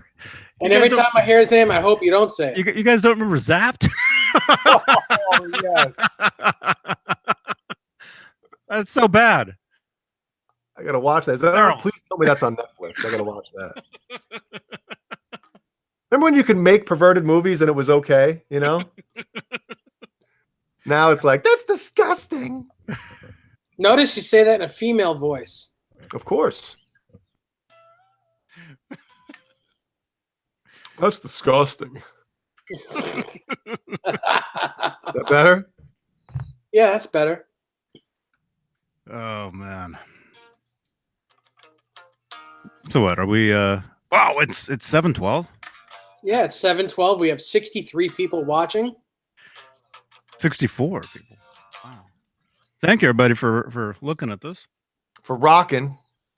Yeah.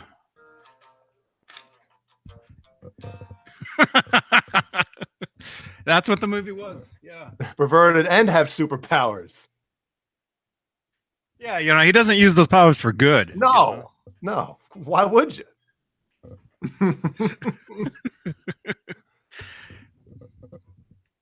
It looks like maybe there was a remake, but it was a TV show. I don't know if it was the same thing though. But yes. So what are we? We're good. You know, Ibanez GJ1. You know, he says he's a lifelong EVH fan, yet he decides to ask us a question in a negative connotation about Eddie. That's not being a fan, dude. I don't know. He probably feels the same way I do. A lot of people, when they hear Humans Being, love the song. I hear that song and I think of the end. I think like this is the last song that they recorded. Things were not going well, and that was basically things were horrible. Things were horrible. But he wants us to know. He wants us to tell him what we think about Eddie's behavior on a 2004 tour. I mean, you know, why beat a dead horse? I'm not beating that dead horse. That's no one wants to remember that. It's just unfortunate. It's an unfortunate part of his life and the rest of our lives as Van Halen fans. I don't know. I just think when people are passionate about whether it be a band, you know, anything like that, when you meet other people that are fans as well, sometimes you want to talk about the negative part, you know, because it's all gossipy. It's all these stories you've heard. So I can kind of understand why you would ask that question, you know, but we're not going to really delve too deep into that stuff on here. As Johnny says, we have to keep it, you know, more positive than negative. Yeah. So. Mm-hmm. Plus, I got to go. I thought you already went. No, it's 7:15. We got to say goodbye. You guys are good. Yeah. Yes. I'm assuming. I especially want to say goodbye to my new best friend, Michael Beane. My new best friend. Dave, you're feeding the fire. Fanning the flames. It's all right. That's how I deal with people that like to. Never mind. Real quick, we got any first-time watchers or commenters in the chat room? Say hi real quick. Mm-hmm. I'll say hi too. I saw at least one. Yep. Yeah. Yeah, I know there's not 68 people talking to us, but if you would like to, go ahead, say hello. Say hi in the chat room. It's really And again, not Saturday. we're really not that bad. Saturday. Huh? You want to plug Saturday again? Saturday? Yeah. This Saturday, June 2nd, is it? Mm-hmm. I still got to make the poster. Oh yeah. Oh yeah. I'm up on all the poles outside. Do people even still? People don't do that anymore, do they? No, you get arrested for littering. What, are you kidding me? You can't. I see flyers around here for stuff for shows, and I see them. I'm like, is anybody even looking at that? You know, No. Not these days. No, but yeah. Anyway, so this Saturday we'll be joined by our good friend Liquid Charlie. Saturday, June 2nd, 2 o'clock Pacific, right? Mm-hmm. 5 o'clock Eastern. So tune in. Be talking to Charlie about whatever. About him. You know, his history, his gear, whatever. Whatever you guys want to ask. Yep. So get your questions ready. Yeah. No, I guess we'll be here Friday though, won't we? Maybe. Yeah, we'll Probably. discuss that. We'll discuss what we're going to do. We'll be talking all about what we're doing Saturday on Friday. Uh-oh. Yeah, someone's tippy tapping. Something's going on. I have a feeling there's a lot of bad words in this. Desiree's going to have to buy you a new keyboard after this is over. Nah, no big deal. All right. Thanks everybody for tuning into this. David Nesdall. See you later. Great to see Johnny's you, man. reading what he wrote. Listen, what I said was, all I wrote was, I didn't say anything mean. I didn't say anything bad. You know, all I said is if someone wants to heckle me, I should be able to heckle them back. Heckle and Jekyll. Uh-huh. Have a good time. Yeah. Now we know what Dave will be doing later. No, he and I have an understanding. No harm, no foul. I'm not mad. All right. Make sure to subscribe to the channel. Click the bell. Okay. YouTube has been off. There you go. Stop That's that. what it should sound like. Echo the pickle. Romeo Delight says. Subscribe to the channel if you're new. Click the bell if you want to get the alert. If you want to hear that sound every time we go live. Every time there's new, I said new content. Oh, New. what a letdown.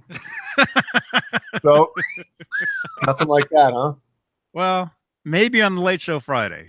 Maybe. Ooh, that's right. Steve Anderson's there. You never know what's going to happen. What did you guys call him? The sweater Something. Yeah. All right. Check the links down below.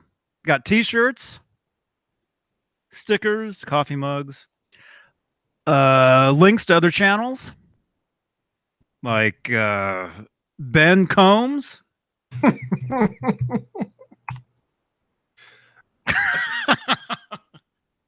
It's Ben, right? I've used that joke twice now tonight. But part of me thinks that you're serious every time you say it. I'm like, I was serious when I first. Yeah, everything starts out serious. Yeah, and then it becomes a joke. I couldn't pronounce the guy's name. No matter how hard you try. Oh, and by the way, make sure you guys, whether you're watching this now, which we're about to end, or in the future, make sure to timestamp your favorite sections of the show in the comments. Oh yeah, why is that? So let's say if there was a part you thought was hysterical, maybe the one thing Dave said that was funny tonight. Time. That's what you get. Time.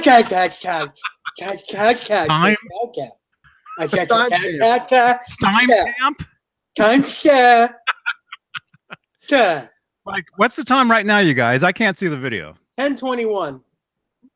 What? No, in the video itself. In the video itself. What are we on? What's the number? Or does it just say live? I don't know. I think it just says live. live. Yeah. I don't know. So let's say your favorite part of the video was at 10 minutes, 46 seconds. You know, who knows? Make sure to put at 10, 10, and then the double dot, whatever that is. And then, 45, whatever. Mm-hmm. And if somebody clicks on that in the comments, it'll take them right to that part in the video. Yeah, I did that last month with the like a glove part. Uh-huh. Yeah. Yeah, I do that all the time in videos that I watch. If I see something that I like or think it's funny, I'll comment and make sure I timestamp, put that in my comments so people can jump right to that part of the video and see what I'm talking about, Yep. So I can timestamp the very last second of the video and said skip to the end. Hey dudes, here's the best part of the video. It Goes right to it. Now watch, somebody's gonna do that. Yep. We gotta go. Yeah. All right, everybody. Yeah, Dan Halen, you liked the Zapped commentary? You can timestamp that. Take you right to it. Triple stamp, a double stamp. My David Lee Roth invasion is timestamped. Huh? I have no memory of that.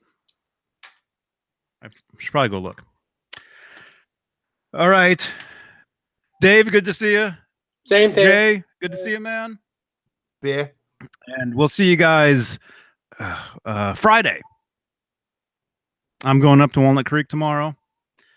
Proud of you. So Very proud of you. see you guys Friday, and then we'll see you guys again Saturday with Liquid Charlie.